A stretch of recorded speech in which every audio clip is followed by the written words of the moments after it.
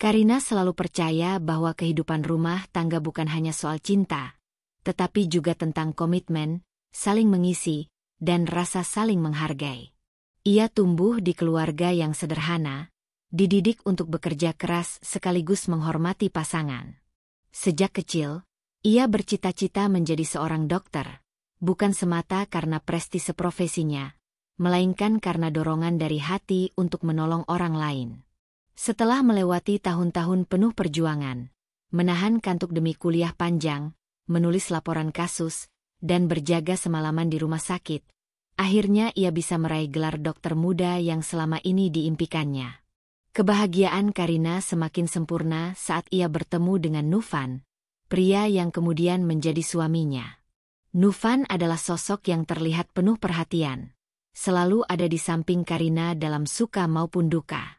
Saat Karina sedang sibuk menjalani koas di rumah sakit dulu, Nufan tidak pernah sekalipun mengeluh. Ia dengan setia mengantar makanan, menunggu berjam-jam di parkiran, bahkan tak segan membantu Karina membawa buku-buku tebal yang hampir merobohkan punggungnya. Wajar bila Karina akhirnya jatuh hati. Kini, setelah hampir 3 tahun menikah, mereka tinggal di sebuah rumah sederhana namun hangat di pinggiran kota. Rumah itu tidak megah, namun dipenuhi dengan detail kecil yang mencerminkan kebersamaan mereka. Gorden berwarna krem pilihan Karina, lukisan pemandangan karya tangan Nufan yang menggantung di ruang tamu, serta rak buku penuh literatur medis yang berdiri kokoh di kamar kerja Karina. Pagi itu, seperti biasanya, Karina bangun lebih dulu. Suara burung bersahutan di halaman, udara masih segar, dan sinar matahari yang masuk lewat celah jendela memberikan nuansa damai. Ia berjalan ke dapur dengan langkah ringan, menyiapkan sarapan sederhana berupa roti panggang, telur, dan segelas jus jeruk. Tak lama kemudian, Nufan muncul dengan rambut sedikit berantakan, masih mengenakan kaos tidur. Ia tersenyum lebar melihat Karina yang sibuk di dapur. "Pagi, sayang. Wangi sekali sarapannya," ucap Nufan sambil mencium pipi istrinya. Karina menoleh, tersenyum. "Pagi juga. Cepat mandi sana, nanti telat." Momen kecil seperti itu membuat Karina yakin bahwa pernikahannya benar-benar diberkati. Mereka menikmati sarapan bersama sambil bercanda, membicarakan hal-hal remeh mulai dari berita politik yang sedang ramai dibicarakan hingga rencana liburan yang belum sempat terlaksana. Suasana hangat itu selalu menjadi penguat Karina sebelum ia berangkat ke klinik tempatnya bekerja. Hari-hari Karina memang sibuk. Sejak membuka praktik bersama beberapa rekannya, pasien tidak pernah sepi. Ia sering harus pulang larut malam karena menangani pasien gawat darurat atau menuntaskan administrasi yang menumpuk. Tapi di tengah semua kesibukan itu, kehadiran Nufan selalu menjadi obat lelah yang mujarab. Setiap malam, Nufan menjemputnya di klinik dengan mobil sederhana mereka. Kadang ia membawa bunga, kadang sekadar membawakan kopi panas untuk Karina yang kelelahan. "Capek, ya?" tanya Nufan suatu malam sambil meraih tas Karina. "Lumayan.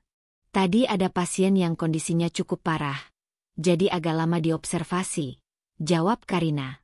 Nufan hanya mengangguk, lalu menggenggam tangan Karina erat-erat. Isyarat sederhana itu saja sudah cukup membuat Karina merasa diperhatikan. Di mata orang-orang sekitar, Karina dan Nufan adalah pasangan ideal. Karina yang sukses dalam karir, Nufan yang penuh pengertian. Mereka tampak seperti pasangan yang tidak pernah kekurangan apapun. Bahkan ibu Karina sering berkata pada tetangga, "Alhamdulillah, anak saya dapat suami yang baik." Jarang sekali sekarang ada lelaki yang bisa sesabar itu menghadapi istri dokter. Karina pun percaya bahwa rumah tangganya jauh dari masalah besar. Sesekali ada pertengkaran kecil, seperti soal siapa yang harus membuang sampah atau kapan giliran mencuci piring, tapi semua itu selalu selesai dengan tawa. Tidak pernah ada bentakan, tidak pernah ada kata kasar. Karina merasa tenang. Ia percaya pada suaminya sepenuh hati. Suatu sore di akhir pekan, mereka duduk santai di teras rumah sambil menyeruput teh hangat. Angin sepau-sepau membuat suasana semakin nyaman. Nufan bercerita tentang rencananya membuka usaha kecil-kecilan di bidang desain interior. Ia memang memiliki bakat menggambar dan merancang ruangan. Karina mendukung penuh. Kalau kamu serius, aku dukung. Mungkin kita bisa sisihkan tabungan untuk modal, kata Karina. Nufan tersenyum penuh rasa syukur. Kamu selalu percaya sama aku. Itu yang bikin aku semangat. Kalimat itu begitu membekas di hati Karina. Ia percaya, cinta mereka adalah cinta yang saling menguatkan, bukan yang mengekang. Dalam hati, Karina merasa sangat beruntung. Tidak semua perempuan bisa mendapatkan suami seperti Nufan. Ia pun sering mendoakan agar kehidupan rumah tangganya selalu dilimpahi ketenangan seperti saat itu. Malam harinya, Karina merenung sebelum tidur. Ia menatap wajah Nufan yang terlelap di sampingnya. Ada rasa hangat yang mengalir, rasa syukur yang tak terukur.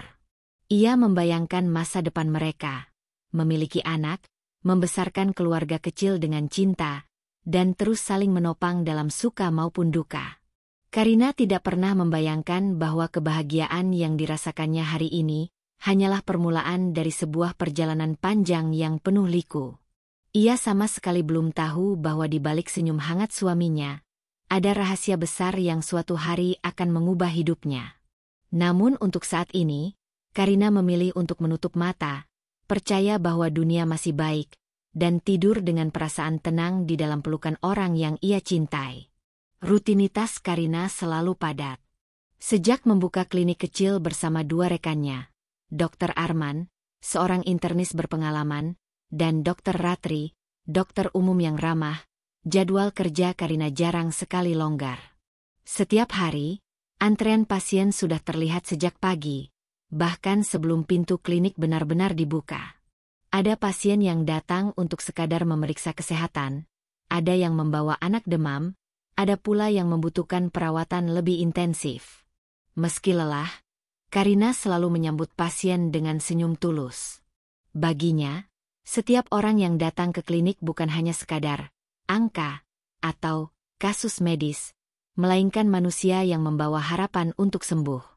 Hal itu yang membuatnya begitu berdedikasi.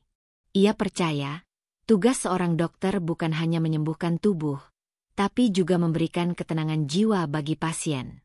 Dok, anak saya dari semalam panas tinggi. Saya khawatir sekali, keluh seorang ibu muda dengan wajah pucat, sambil menggendong balita yang rewel.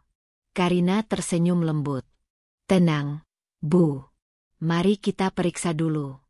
Tidak usah panik, ya. Kita cari tahu penyebabnya. Dengan tangan cekatan, ia memeriksa suhu tubuh sang anak, mendengarkan detak jantung kecilnya dengan stetoskop, lalu menuliskan resep obat penurun panas. Ia juga memberikan instruksi sederhana tentang cara merawat anak demam di rumah, lengkap dengan tips memberi kompres hangat. Sang ibu menghela napas lega, merasa lebih tenang. Momen-momen kecil seperti itu sering membuat Karina merasa puas. Ada kebahagiaan tersendiri ketika melihat pasien pulang dengan wajah lebih tenang dibanding saat datang. Meski begitu, di balik semua senyum yang ia berikan, ada kelelahan yang tidak sedikit. Hari itu, setelah menuntaskan lebih dari 20 pasien, Karina melonggarkan masker medis yang menempel di wajahnya. Ia duduk di ruang kerja kecil, meneguk air mineral dengan cepat.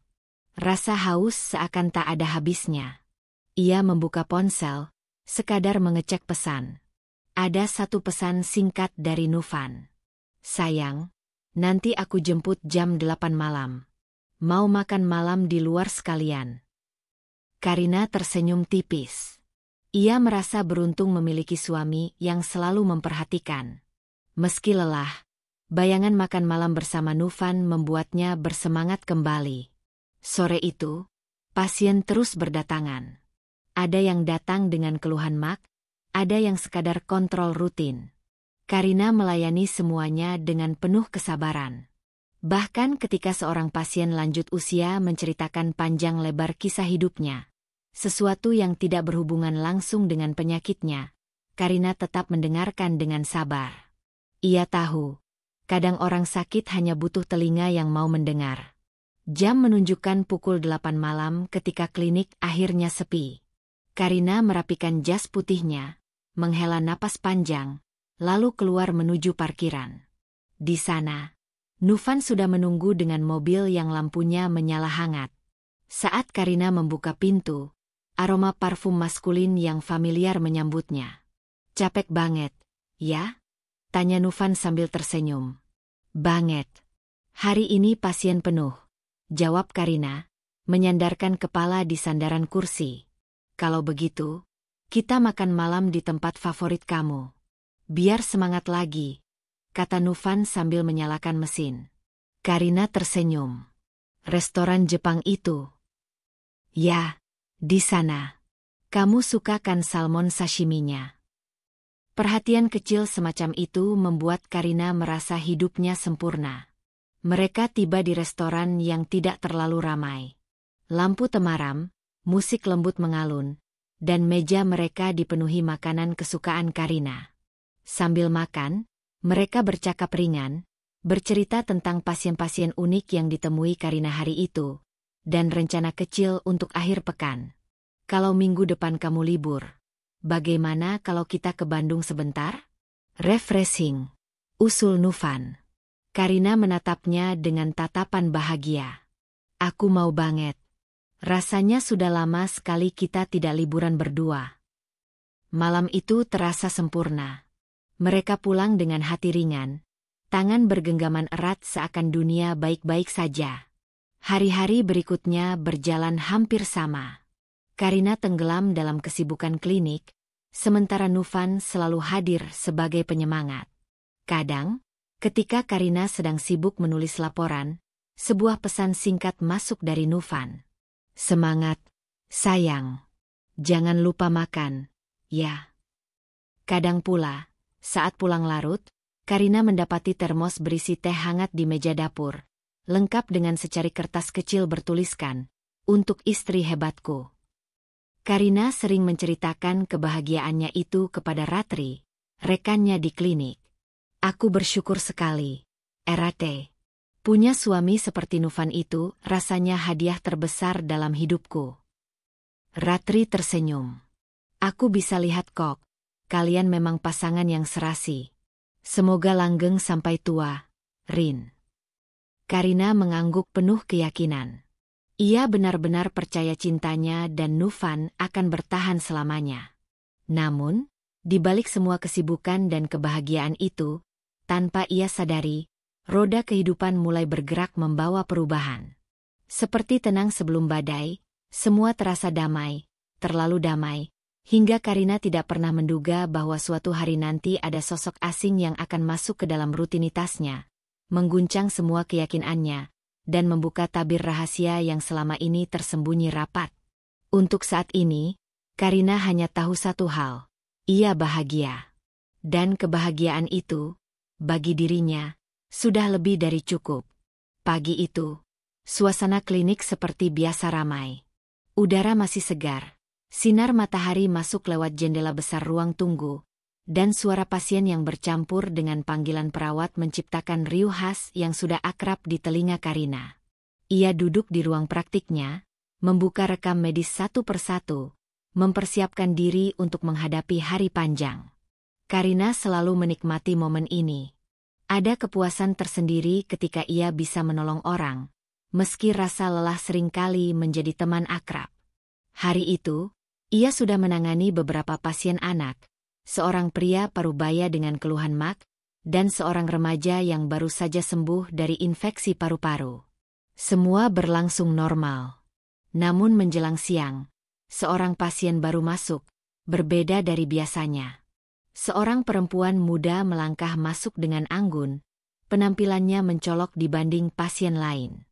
Rambut hitam panjangnya tertata rapi, bibirnya merah menyala, dan pakaian yang dikenakannya jelas bukan sembarang pakaian, gaun mahal dengan potongan elegan. Perempuan itu tersenyum manis. "Selamat siang, dokter. Nama saya Laras." Karina mendongak sejenak, lalu membalas senyum sopan. Silakan duduk, Bu Laras. Apa keluhan yang dirasakan? Laras duduk dengan cara yang santai, seolah ruang praktik Karina adalah ruang tamunya sendiri. Ia menaruh tas branded di pangkuan, lalu menjawab pelan, "Belakangan saya sering merasa lemas, kadang pusing, dan nafsu makan berkurang. Saya khawatir ada yang salah dengan tubuh saya." Karina mencatat dengan teliti, lalu mulai memeriksa. Ia menanyakan riwayat kesehatan, pola makan, dan aktivitas sehari-hari. Namun sepanjang pemeriksaan, ada sesuatu yang membuat Karina agak janggal. Laras seringkali menatapnya lama, dengan senyum samar yang sulit diartikan. Ia juga terlalu banyak berbicara hal-hal di luar keluhan medis, seperti fashion, perjalanan liburan, bahkan sedikit menyelipkan cerita tentang kehidupan pribadinya. "Kadang, saya sibuk sekali dengan urusan pribadi," kata Laras sambil tersenyum misterius. "Tapi ada seseorang yang selalu memperhatikan saya. Dia baik sekali, suka membelikan saya ini itu. Mungkin karena itu saya sering lupa menjaga pola makan." Karina hanya menanggapi dengan anggukan singkat. Ia terbiasa dengan pasien yang suka bercerita ke sana-sini, tapi ada nada pamer dalam ucapan Laras yang terasa berbeda. Ia memutuskan untuk tetap profesional, tidak menanggapi terlalu jauh. "Baik, Bu Laras. Dari pemeriksaan, sepertinya tidak ada kelainan serius. Saya akan berikan vitamin dan saran pola makan sehat. Nanti kalau masih merasa pusing, bisa periksa darah lengkap." "Ya, jelas Karina." "Oh, baik, dokter. Terima kasih banyak." Laras tersenyum lebar, lalu menambahkan dengan nada manja, "Kalau nanti saya merasa tidak enak badan lagi, bolehkan saya langsung cari dokter Karina? Saya lebih nyaman kalau ditangani dokter perempuan, apalagi yang secantik dokter." Karina tersenyum sopan, menutup map rekam medis. "Tentu, silakan saja." Laras pun pergi, meninggalkan ruangan dengan aroma parfum yang menyengat dan bayangan keanggunannya yang masih melekat. Karina sempat menghela napas panjang.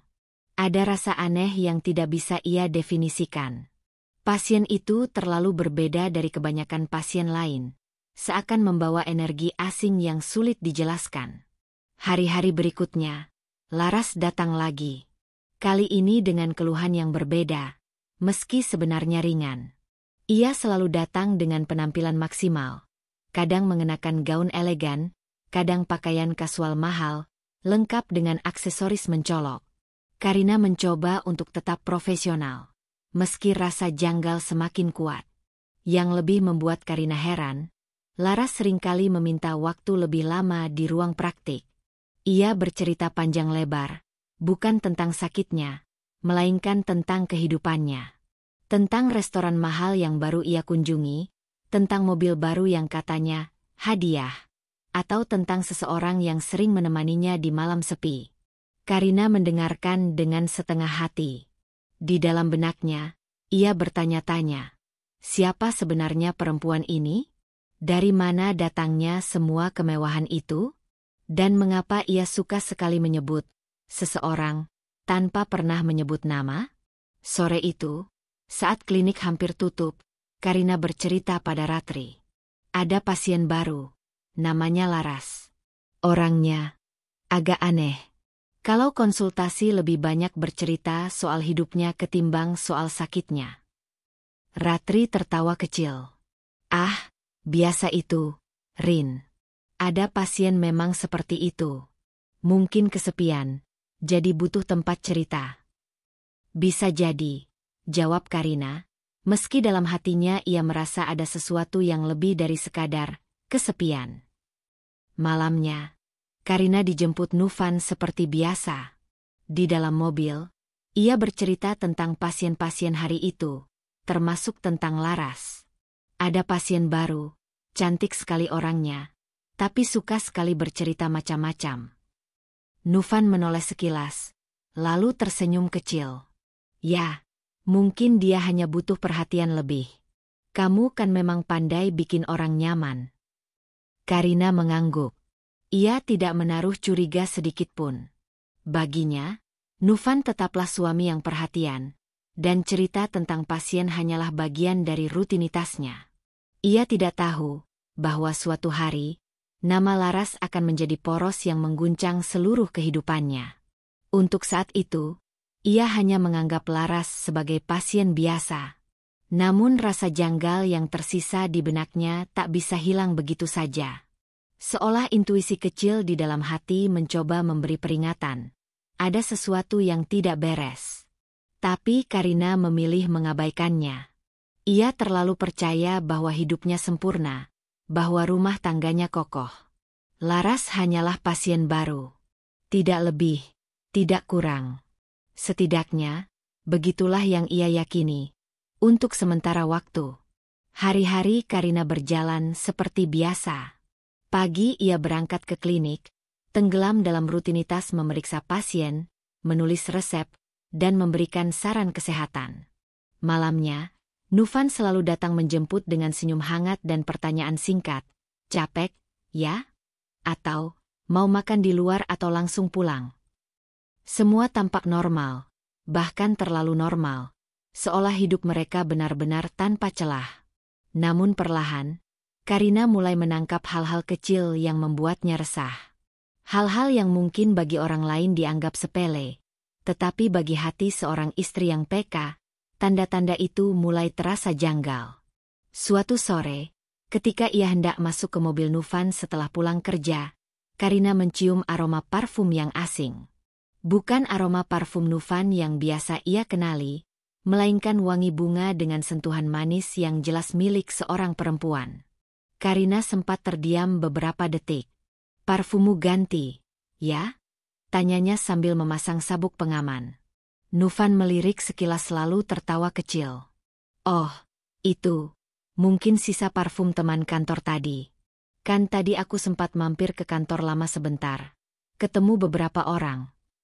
Karina mengangguk, mencoba percaya. Ia tidak ingin terlalu berpikir jauh. Namun, aroma itu begitu kuat, seakan-akan ada seseorang baru saja duduk di kursi penumpang. Hari berikutnya, Karina menemukan sesuatu yang lain. Saat ia sedang merapikan jaket Novan yang tergeletak di kursi ruang tamu, tangannya menyentuh benda kecil di saku dalam. Ia mengeluarkannya, sebuah lipstik berwarna merah marun, masih baru, dengan merek yang cukup mahal. Jantung Karina berdetak lebih cepat. Ia menatap lipstik itu lama. Hatinya berusaha menolak segala kemungkinan buruk. Mungkin hadiah dari teman kantor untuk istrinya. Pikirnya, mencoba menenangkan diri. Namun suara kecil dalam hatinya bertanya, kalau memang hadiah untukmu, kenapa tidak diberikan langsung? Ketika malam tiba, Karina memberanikan diri bertanya pada Novan. Aku nemu lipstik di jaketmu. Itu punya siapa? Novan tampak terkejut sesaat, lalu segera menutupi dengan senyum. Oh, itu? Punya teman kantor. Waktu itu dia titip ke aku, tapi aku lupa ngasih balik. Nanti aku kembalikan. Jawaban itu terdengar logis, tapi nada suaranya terasa terburu-buru. Karina hanya mengangguk. Ia tidak ingin memperpanjang, meski hatinya masih gelisah. Malam itu ia tidur dengan perasaan tidak nyaman. Saat menatap wajah suaminya yang terlelap di samping, ada pertanyaan yang berputar-putar di kepalanya. Apakah aku terlalu curiga, atau memang ada sesuatu yang disembunyikan? Beberapa hari kemudian, Karina kembali dibuat resah. Saat sedang membersihkan mobil di halaman, ia menemukan sehelai rambut panjang berwarna hitam di jok depan.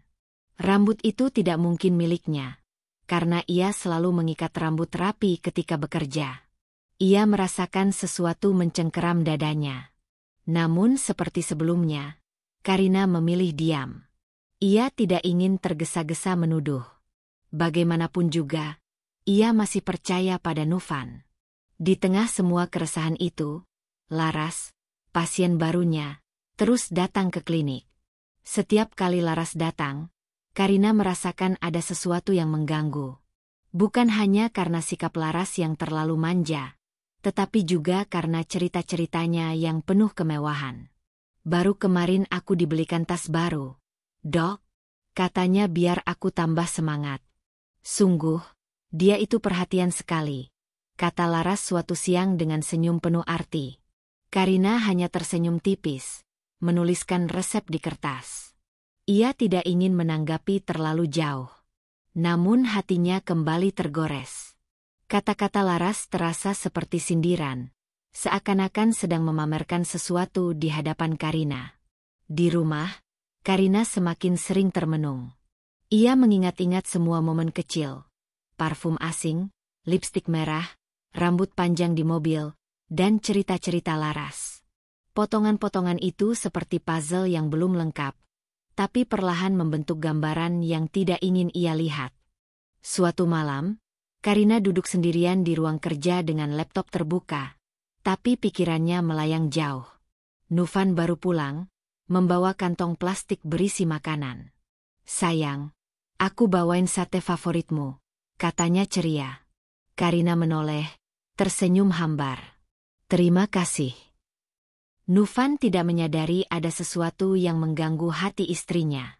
Ia bersikap seperti biasa, penuh perhatian. Karina semakin bingung. Jika memang ada sesuatu yang disembunyikan, bagaimana mungkin Novan bisa bersandiwara dengan begitu baik? Malam itu, sebelum tidur, Karina berdoa lama. Ia memohon kepada Tuhan agar diberi hati yang kuat, agar kecurigaan ini hanyalah prasangka semata. Ia tidak ingin rumah tangganya hancur hanya karena hal-hal kecil yang mungkin salah tafsir. Namun jauh di lubuk hatinya, ia tahu, tanda-tanda kecil itu bukan kebetulan. Ada sesuatu yang sedang bergerak di balik kehidupan damai mereka, sesuatu yang perlahan mendekat, menunggu saatnya untuk terbuka lebar. Karina mencoba mengusir semua pikiran buruk dan menenangkan diri. Tetapi di balik matanya yang terpejam, ia melihat bayangan samar Laras, senyum misteriusnya, kata-katanya yang penuh sindiran, dan aroma parfum asing yang pernah ia cium di mobil suaminya. Semua itu bercampur menjadi satu, membuat tidur Karina malam itu gelisah. Ia tidak tahu bahwa tanda-tanda kecil ini hanyalah awal. Awal dari badai besar yang sebentar lagi akan menghantam hidupnya. Hari-hari Karina semakin terasa berat. Bukan hanya karena jumlah pasien di klinik yang tak pernah surut, melainkan juga karena hatinya yang mulai diselimuti keresahan.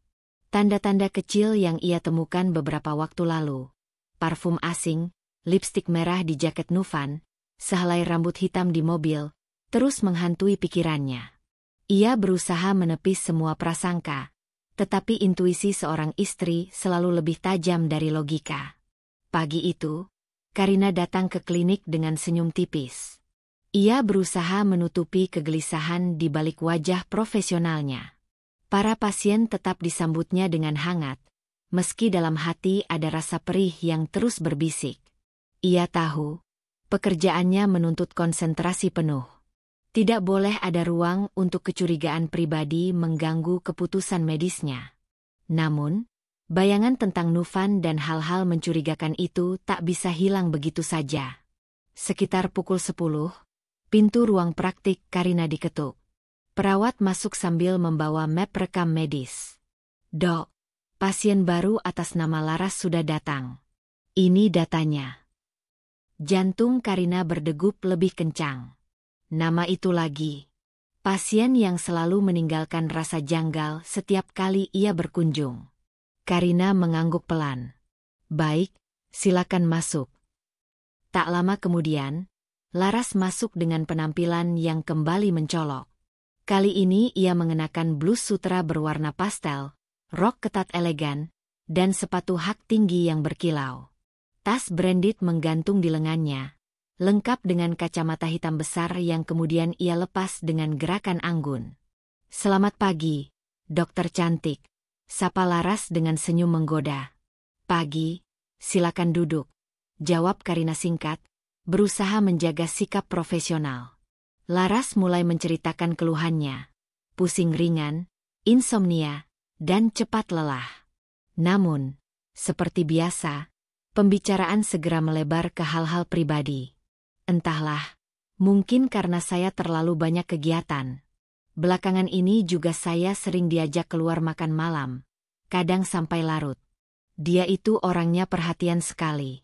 Pokoknya semua kebutuhan saya dipenuhi, kata Laras sambil memainkan rambutnya. Karina menatap sekilas, mencoba tetap fokus pada catatan medis. Namun hatinya berdesir. Kata-kata Laras terdengar samar seperti sindiran. Dia? Siapa sebenarnya yang dimaksud? Bahkan, kemarin saya dibelikan gelang emas baru. Cantik sekali, Dok. Saya sempat bilang tidak perlu, tapi dia selalu memaksa. Katanya, saya pantas mendapatkannya. Laras menunjukkan gelang tipis di pergelangan tangannya. Karina hanya menanggapi dengan senyum kaku. Dalam hati, ada rasa tak nyaman yang semakin kuat. Mengapa setiap kali Laras datang, ceritanya selalu berhubungan dengan seseorang yang perhatian dan suka membelikan barang mewah? Dan yang lebih mengganggu, mengapa gaya bicaranya seolah sengaja diceritakan di hadapan Karina, bukan sekadar curhat? Selesai memeriksa, Karina memberikan resep vitamin dan saran gaya hidup sehat. Jangan terlalu sering begadang, Bu Laras. Tidur yang cukup itu penting, katanya.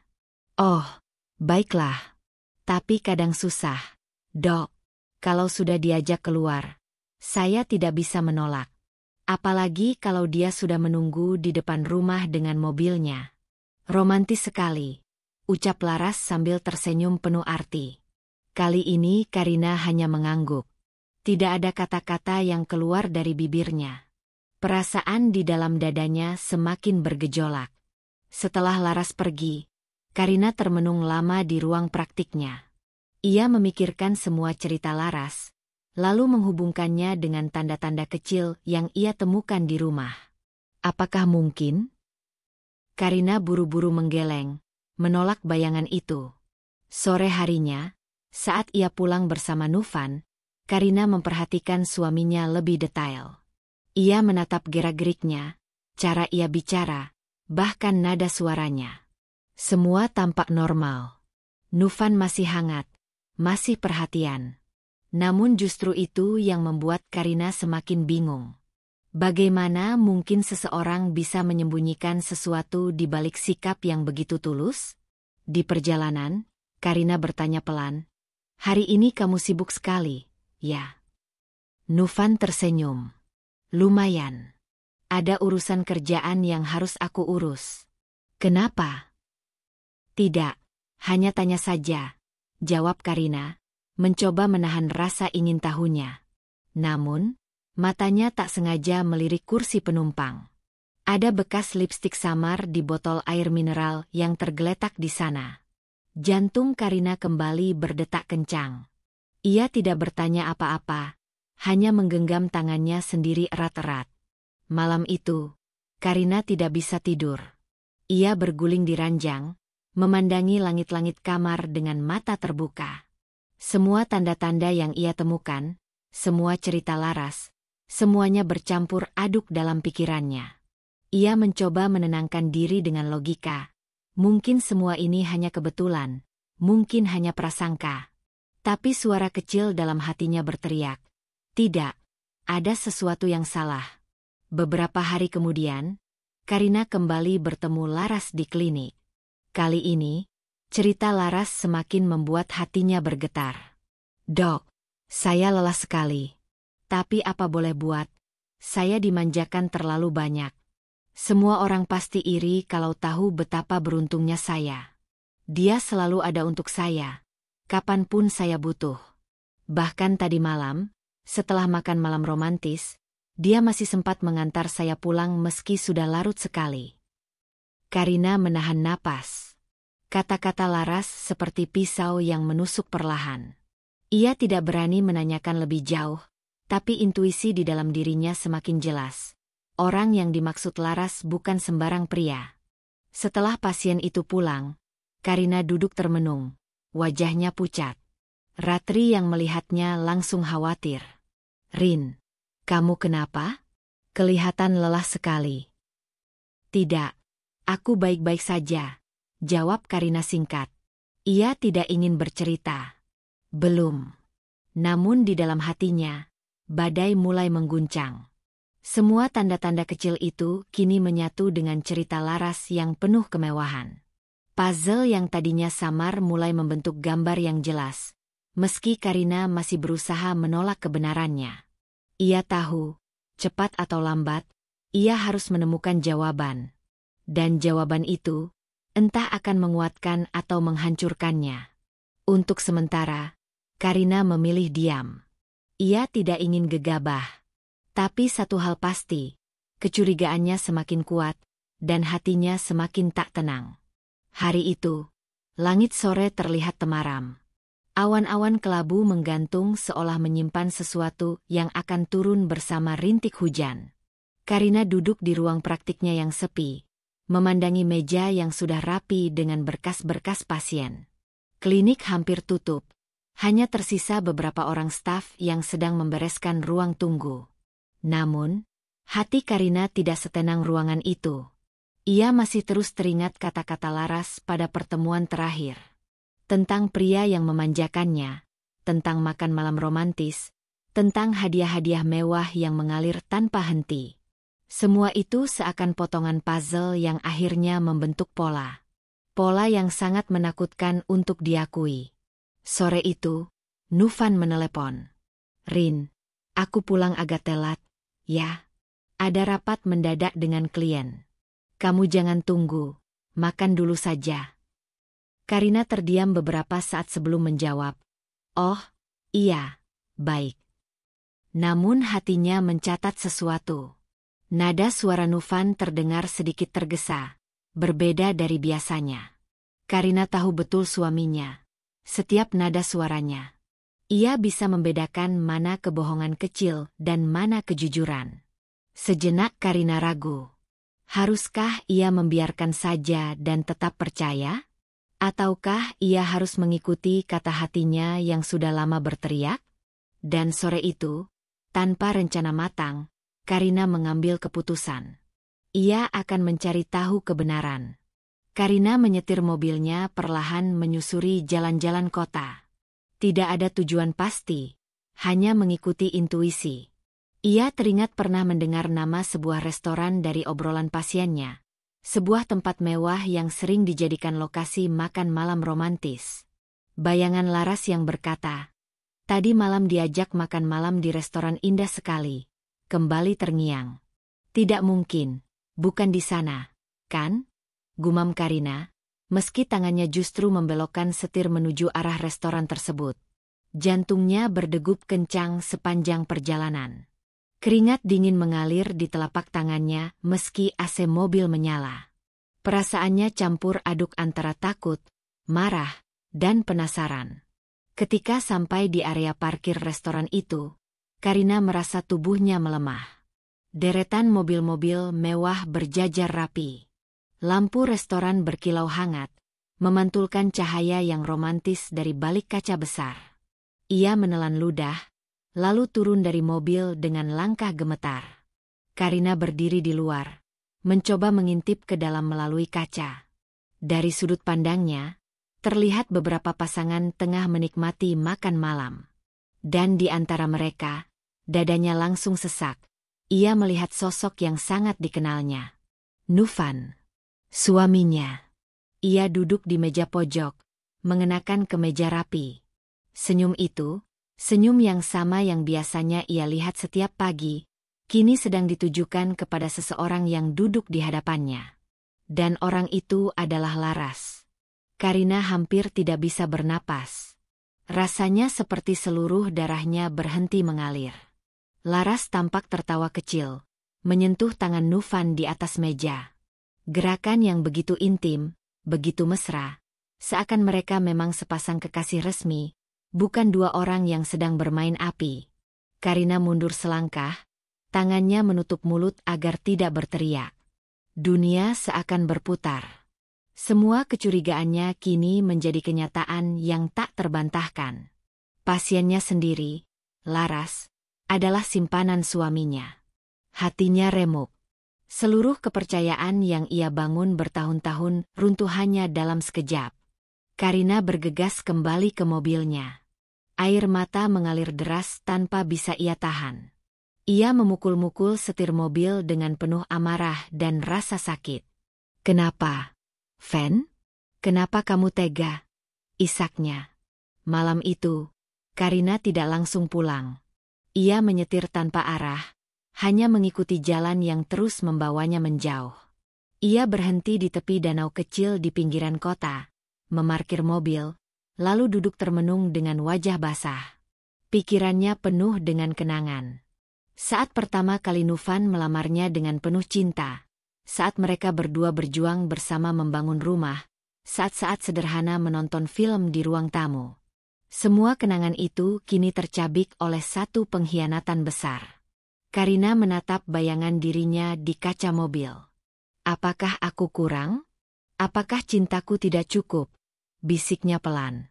Namun jauh di dalam hati, Karina tahu ini bukan tentang dirinya. Ini tentang Novan, tentang keputusannya untuk memilih jalan yang salah, meski sudah memiliki rumah tangga yang hangat. Keesokan harinya, Karina tetap berangkat ke klinik. Wajahnya berusaha ia buat tenang, meski matanya sembab. Perawat dan staf sempat menanyakan keadaannya, tapi Karina hanya menjawab singkat bahwa ia kelelahan. Di ruang praktik, ia duduk lama sambil memandangi meja. Bayangan Novan dan Laras semalam terus muncul di kepalanya. Rasanya setiap sudut ruangan dipenuhi bisikan pengkhianatan itu. Saat Laras masuk untuk kontrol, Karina hampir tidak bisa menahan perasaannya. Wanita itu datang dengan senyum lebar. Kali ini mengenakan cincin baru yang mencolok. "Pagi, Dok," sapanya riang, seolah tidak terjadi apa-apa. Karina memaksakan senyum. "Pagi." Selama pemeriksaan, Laras terus bercerita tentang betapa bahagianya ia belakangan ini. Tentang hadiah-hadiah baru, tentang seseorang yang tak tergantikan. Setiap kata yang keluar dari bibirnya seperti garam yang ditaburkan ke luka Karina yang masih segar. Namun, Karina memilih diam. Ia tidak ingin gegabah. Ia tahu, jika saat ini ia meledak, semuanya bisa berantakan. Di dalam hati, Karina membuat janji pada dirinya sendiri.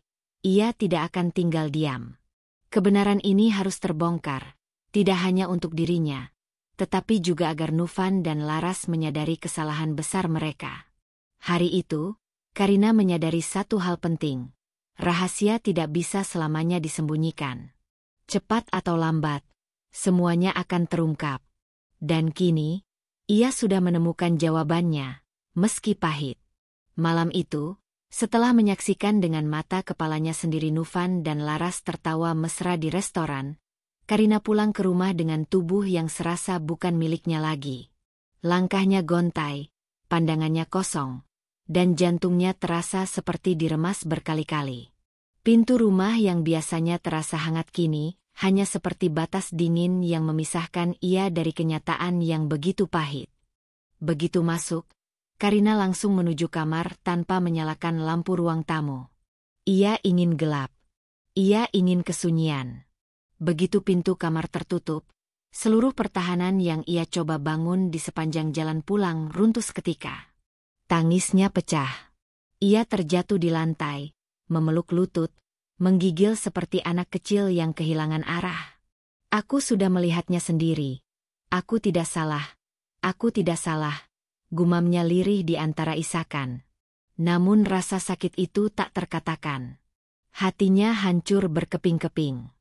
Ia merasa dikhianati oleh dua orang sekaligus. Suaminya yang ia cintai dengan sepenuh hati, dan pasiennya sendiri yang selama ini ia rawat dengan tulus. Luka itu terlalu dalam untuk bisa disembunyikan, bahkan meski Karina berusaha menutupinya.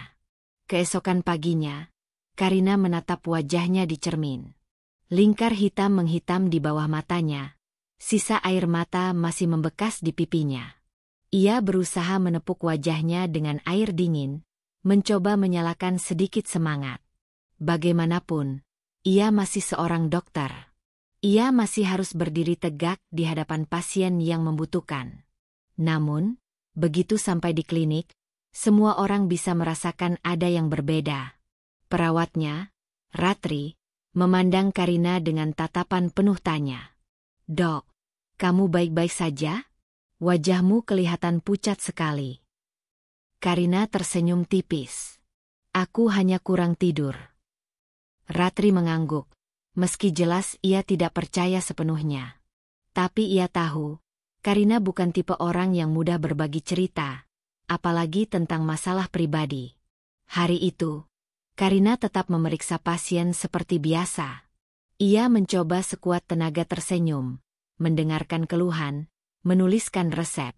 Tapi sesekali pandangannya kosong, pikirannya melayang kembali pada bayangan semalam. Senyum Novan pada laras, tangan mereka yang bersentuhan di atas meja, tawa kecil yang begitu intim. Setiap kali bayangan itu muncul, dadanya kembali sesak. Malam harinya, ketika Novan pulang, Karina berusaha bersikap biasa. Ia tidak ingin Novan tahu bahwa ia sudah mengetahui rahasia itu. Namun, justru kepura-puraan itu semakin menyakitkan. "Rin, kamu sudah makan?" tanya Novan, meletakkan jas kerjanya di kursi. Karina hanya mengangguk. "Sudah." Novan mendekat, mencoba mencium keningnya seperti biasa, tapi Karina sedikit menoleh. Gerakan itu refleks, spontan, karena hatinya menolak sentuhan dari seorang pengkhianat. Namun Novan tampaknya tidak menyadari. Ia hanya tersenyum, lalu pergi mandi. Karina memandangi punggung suaminya dengan mata berkaca-kaca. Ada rasa ingin berteriak, ingin menumpahkan semua kebenaran yang ia simpan. Tapi mulutnya terkunci. Ia tidak tahu harus mulai dari mana. Hari demi hari berlalu. Karina semakin pandai menyembunyikan luka di balik senyum. Di depan pasien, ia tetap terlihat profesional. Di depan keluarga, ia tetap berusaha menjadi istri yang baik. Namun di dalam kamar, ketika hanya ada dirinya dan kesunyian, tangisnya selalu pecah. Suatu malam, Ratri yang kebetulan mengembalikan beberapa berkas ke ruang praktik menemukan Karina duduk sendirian. Wajahnya tertelungkup di meja. Bahunya berguncang. "Dok," Ratri mendekat dengan hati-hati. "Ada apa? Kamu kenapa?" Karina cepat-cepat mengusap wajahnya dengan tisu. "Tidak, aku hanya lelah." Namun Ratri tahu, air mata itu bukan air mata kelelahan. Ia ingin bertanya lebih jauh, tapi ia juga tahu, Karina membutuhkan waktu. Maka ia hanya menepuk bahunya pelan. "Kalau butuh teman bicara, aku selalu ada, ya." Karina menatap Ratri dengan mata merah. Hatinya terenyuh. Ia ingin sekali bercerita, ingin sekali meluapkan semua sakitnya. Tapi ia masih ragu. Baginya, menceritakan masalah rumah tangga adalah membuka aib. Jadi ia memilih diam, menanggung luka sendirian. Sementara itu, di rumah, Karina semakin sulit berpura-pura. Tatapannya pada Novan seringkali kosong. Ia tidak lagi bisa tertawa lepas saat bercanda. Ia lebih sering mengurung diri di kamar, pura-pura membaca buku atau memeriksa laporan pasien. Novan, yang mungkin terlalu sibuk dengan dunianya sendiri bersama Laras, tampaknya tidak menyadari perubahan besar itu. Ia hanya sesekali berkomentar, "Kamu kelihatan capek sekali, Rin. Jangan terlalu banyak kerja." Komentar itu justru menusuk hati Karina. Capek? Ia lelah bukan karena pekerjaannya. Ia lelah karena harus terus berpura-pura. Karena harus menahan luka yang setiap hari semakin dalam. Pada suatu malam, Karina benar-benar tidak bisa menahan diri. Setelah Novan tertidur, ia keluar rumah dengan membawa mobil. Ia menyetir tanpa tujuan, hanya mengikuti jalan yang sepi. Ia berhenti di tepi jembatan, turun, lalu memandangi aliran sungai yang tenang. Air matanya kembali jatuh. Ia merasa kecil, tak berdaya. Kenapa harus aku yang mengalami ini? Apa salahku, Tuhan? Aku hanya ingin rumah tangga yang bahagia. Aku hanya ingin dicintai dengan tulus, isaknya lirih. Namun, di balik tangisan itu, ada suara kecil dalam dirinya yang mulai berbisik. Kamu kuat, Karina. Kamu bisa melewati ini. Jangan biarkan mereka menghancurkanmu sepenuhnya. Karina mengusap air matanya dengan tangan gemetar. Ia tahu, luka ini terlalu dalam untuk disembunyikan. Ia tahu, cepat atau lambat, ia harus mengambil keputusan. Tapi untuk saat ini, ia hanya bisa menata napas, mencoba bertahan dari gelombang sakit yang terus menghantam. Sejak malam itu, Karina mulai berbeda. Ia masih menangis diam-diam, tapi tangisnya kini disertai tekad. Ia mulai sadar, menyembunyikan luka tidak akan membuatnya sembuh. Ia perlu menghadapi kenyataan, meski pahit. Malam itu, Karina duduk di ruang tamu sendirian. Jam dinding sudah menunjukkan pukul 11 malam, tapi Novan belum juga pulang. Di meja, segelas teh yang tadi ia buat sudah dingin, tak tersentuh. Karina menatap pintu dengan pandangan kosong, hatinya penuh dengan gelombang emosi yang sulit ia bendung. Beberapa hari terakhir, ia terus berusaha menahan diri. Ia berpura-pura tidak tahu, berpura-pura tidak melihat kenyataan pahit yang sudah terbentang di depan mata. Tapi luka itu semakin membesar. Ia lelah menahan tangis dalam diam. Ia lelah hidup dengan pura-pura. Dan malam ini, Karina merasa sudah tidak sanggup lagi. Ia ingin jawaban. Ia ingin mendengar langsung dari mulut Novan. Apakah semua yang ia lihat hanyalah ilusi atau memang kebenaran yang kejam? Pintu akhirnya terbuka. Novan masuk dengan langkah pelan. Wajahnya terlihat lelah. Ia langsung tersenyum melihat Karina. Kamu belum tidur, Rin? Maaf aku pulang telat. Ada rapat yang molor. Karina menatapnya tajam. Senyum itu, wajah itu, suara itu, semua terasa asing kini. Bukan lagi sosok suami yang ia kenal. Rapat? Suara Karina pelan, tapi menusuk. Rapat dengan siapa? Fan? Dengan klien? Atau dengan Laras? Novan tertegun. Senyumnya hilang. Matanya menatap Karina dengan bingung. Apa maksudmu? Karina berdiri, dadanya naik turun menahan emosi. Jangan pura-pura tidak tahu. Aku melihatmu. Dengan mataku sendiri. Di restoran itu. Bersama Laras. Ruangan seketika hening. Novan terdiam, wajahnya pucat. Aku melihat bagaimana kau menatapnya. Bagaimana dia menggenggam tanganmu. Jangan coba-coba berbohong, Fan. Aku sudah cukup lama menahan semuanya. Suara Karina bergetar, tapi matanya berkaca-kaca penuh keberanian. Novan menghela napas panjang, lalu mencoba mendekat. Rin, aku bisa jelaskan. Jelaskan apa? Potong Karina dengan suara meninggi. Jelaskan bahwa pasienku sendiri adalah simpananmu? Jelaskan bahwa di balik semua perhatianmu padaku, kau ternyata membagi cintamu dengan perempuan lain. Novan menunduk, seolah mencari kata-kata. Lalu tiba-tiba ia menatap Karina dengan nada defensif. Kamu terlalu sibuk, Rin. Kamu terlalu tenggelam dengan klinik, dengan pasien-pasienmu. Aku merasa diabaikan. Laras ada di saat aku butuh. Dia membuatku merasa dihargai. Karina terpaku. Kata-kata itu menusuk lebih dalam daripada pengkhianatan itu sendiri.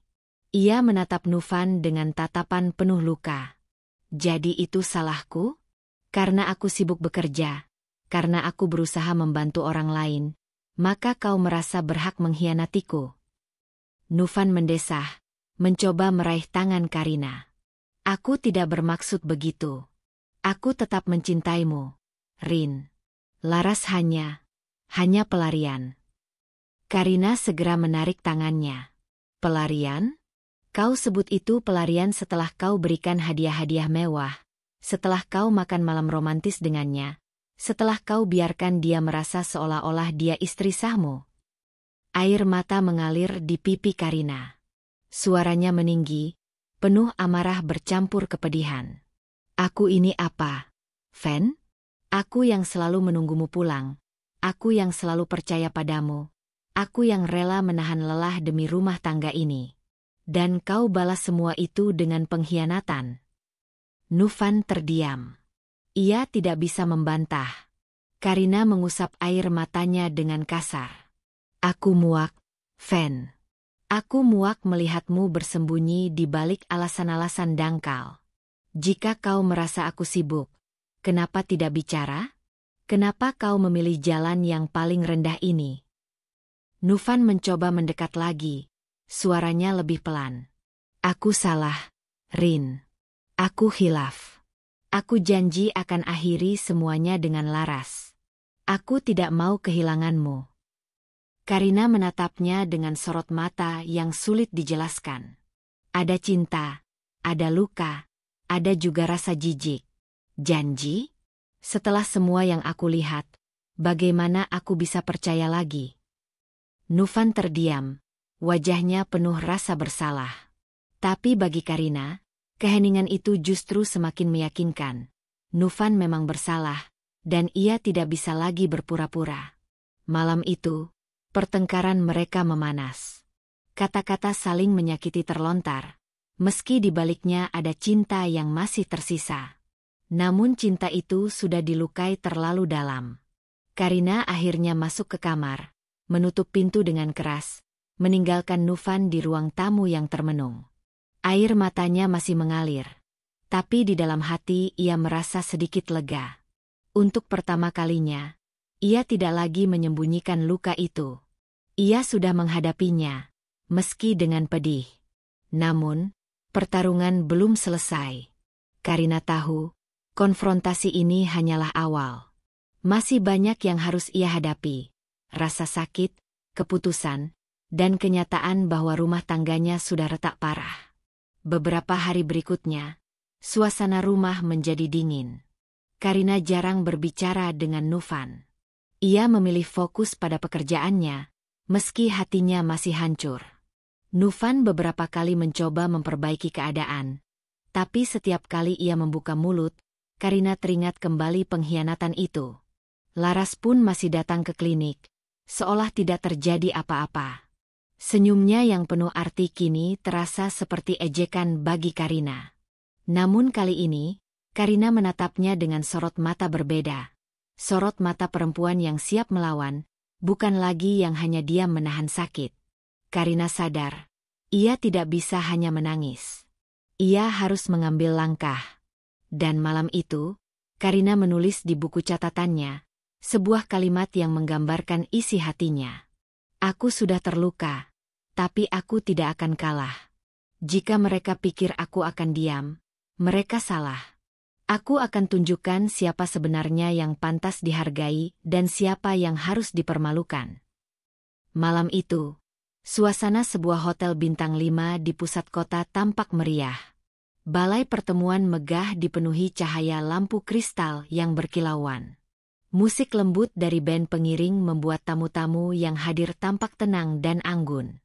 Malam itu adalah acara perayaan ulang tahun salah satu rekan bisnis Novan. Sebuah pesta besar yang mengundang para pengusaha, dokter, hingga tokoh penting kota. Karina berdiri di depan cermin, mengenakan gaun sederhana berwarna biru tua.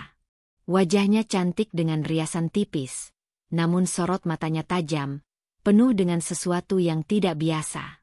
Malam ini, ia sudah menyiapkan langkah yang tidak pernah ia bayangkan sebelumnya. Sejak konfrontasi dengan Novan beberapa hari lalu, Karina tahu bahwa jika ia hanya diam, maka Laras akan terus merasa menang. Bukan hanya itu, Novan pun akan terus menganggap semua bisa diselesaikan dengan janji-janji kosong. Karina tidak ingin lagi menjadi perempuan yang dibodohi.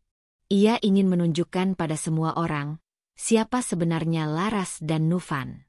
Acara berlangsung penuh kemewahan. Para tamu berdiri sambil bercengkerama, saling berbincang tentang bisnis, keluarga, dan pencapaian. Novan tampak gagah dengan jas hitamnya, menyapa orang-orang dengan senyum ramah. Ia memperkenalkan Karina pada beberapa rekan bisnisnya, seolah-olah tidak ada badai yang sedang menghantam rumah tangga mereka. Karina hanya tersenyum tipis, menahan diri. Ia menunggu waktu yang tepat. Dan waktu itu datang lebih cepat dari yang ia duga. Ketika musik berganti menjadi lebih romantis, beberapa pasangan mulai menuju lantai dansa. Di sudut ruangan, Karina melihat sosok yang sangat ia kenal, Laras. Malam itu, Laras tampil memukau dengan gaun merah menyala, seolah ingin menarik perhatian semua orang. Namun sorot matanya hanya terarah pada satu orang, Novan. Karina melihat dengan jelas bagaimana Laras tersenyum pada Novan, lalu dengan berani melangkah mendekat. "Selamat malam, Dokter Karina," sapa Laras dengan senyum sinis, suaranya dibuat seanggun mungkin. "Senang sekali bisa bertemu dengan Anda di sini." Karina membalas senyumnya, kali ini tidak lagi dengan kepura-puraan. "Ya, senang sekali. Dunia memang sempit, ya." Novan yang berdiri di samping Karina tampak gelisah. Wajahnya memucat, keringat dingin mulai membasahi pelipisnya. Ia berusaha menarik tangan Karina agar mereka menjauh, namun Karina justru melangkah maju. "Fen," suara Karina pelan tapi tajam. "Mungkin ini saat yang tepat." Novan menatap Karina penuh ketakutan. Ia tahu apa yang akan terjadi. Karina lalu berbalik, naik ke atas panggung kecil yang digunakan untuk musik live malam itu. Dengan tenang, ia mengambil mikrofon dari tangan penyanyi yang terkejut. Suasana ruangan seketika menjadi hening. Semua mata tertuju pada Karina. "Selamat malam semuanya," ucap Karina dengan suara lantang namun tetap elegan. "Maaf mengganggu acara indah ini. Saya hanya ingin berbagi sedikit cerita pribadi." Para tamu saling berpandangan, bingung tapi penasaran. Karina menatap seisi ruangan, lalu menatap tajam ke arah Novan dan Laras yang berdiri di bawah panggung. "Malam ini saya hadir bersama suami saya, Novan. Mungkin banyak yang menganggap kami pasangan bahagia. Tapi ada satu kebenaran yang harus kalian tahu." Ruangan semakin sunyi. Hanya terdengar detak jantung para tamu yang menahan napas. "Suami saya ternyata punya hubungan gelap. Dan yang lebih menyakitkan, perempuan itu bukan orang asing. Dia adalah pasien saya sendiri." Suara Karina menggema di ruangan. Beberapa tamu terkejut, ada yang berbisik-bisik, bahkan ada yang langsung menatap ke arah Laras dengan ekspresi tercengang. Laras terbelalak. Wajahnya memerah menahan malu. Ia mencoba tersenyum kaku, tapi tatapan orang-orang membuatnya gelagapan. "Benar sekali," lanjut Karina dengan suara bergetar tapi tegas. "Perempuan itu adalah Laras. Selama ini ia berpura-pura membutuhkan pertolongan saya sebagai dokter, tapi di balik itu, ia merampas sesuatu yang paling berharga dalam hidup saya, kesetiaan suami saya." Laras akhirnya tak tahan. "Kau gila, Karina. Kau tidak punya bukti," teriaknya lantang, membuat suasana semakin tegang. Karina tersenyum dingin. Ia mengangkat sebuah amplop dari tas kecilnya. "Bukti? Tentu saya punya. Foto-foto pertemuan kalian, pesan singkat yang kalian kirimkan, bahkan rekaman suara kalian berdua. Semua ada di sini." Gemuruh terdengar dari kerumunan tamu. Beberapa orang langsung menatap Novan dengan pandangan jijik. Ada pula yang memandang Laras dengan tatapan penuh cemooh. Novan mencoba naik ke panggung, wajahnya pucat pasi. "Rin, hentikan. Tolong, jangan lakukan ini di depan orang banyak." Tapi Karina menatapnya dengan tatapan penuh luka sekaligus keberanian. "Kenapa? Kau tidak keberatan melakukannya di belakangku, tapi keberatan jika kebenaran terungkap di depan semua orang." Ruangan bergemuruh lagi. Kali ini, Karina merasa dirinya lebih kuat.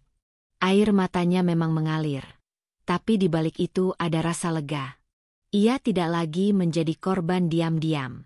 Malam ini, ia sudah menunjukkan siapa dirinya, siapa yang sebenarnya bersalah. Suasana semakin panas. Laras tidak tahan dengan tatapan tajam para tamu. Ia langsung berlari keluar ruangan dengan wajah merah padam. Sementara Novan hanya bisa berdiri di panggung, menunduk penuh rasa malu. Karina menatap seisi ruangan sekali lagi. Maaf jika malam ini saya menodai pesta ini dengan kisah pahit. Tapi saya percaya, kebenaran harus diungkap, meski menyakitkan. Jangan pernah diam ketika harga diri kita diinjak-injak. Karena perempuan bukan untuk direndahkan, tapi untuk dihargai. Tepuk tangan menggema di ruangan. Bukan karena mereka senang melihat kehancuran rumah tangga seseorang, tapi karena keberanian Karina untuk berdiri dan melawan. Malam itu, Karina berjalan keluar ruangan dengan langkah tegap. Ia tahu, hidupnya tidak akan sama lagi setelah ini. Tapi untuk pertama kalinya setelah sekian lama, ia merasa bebas.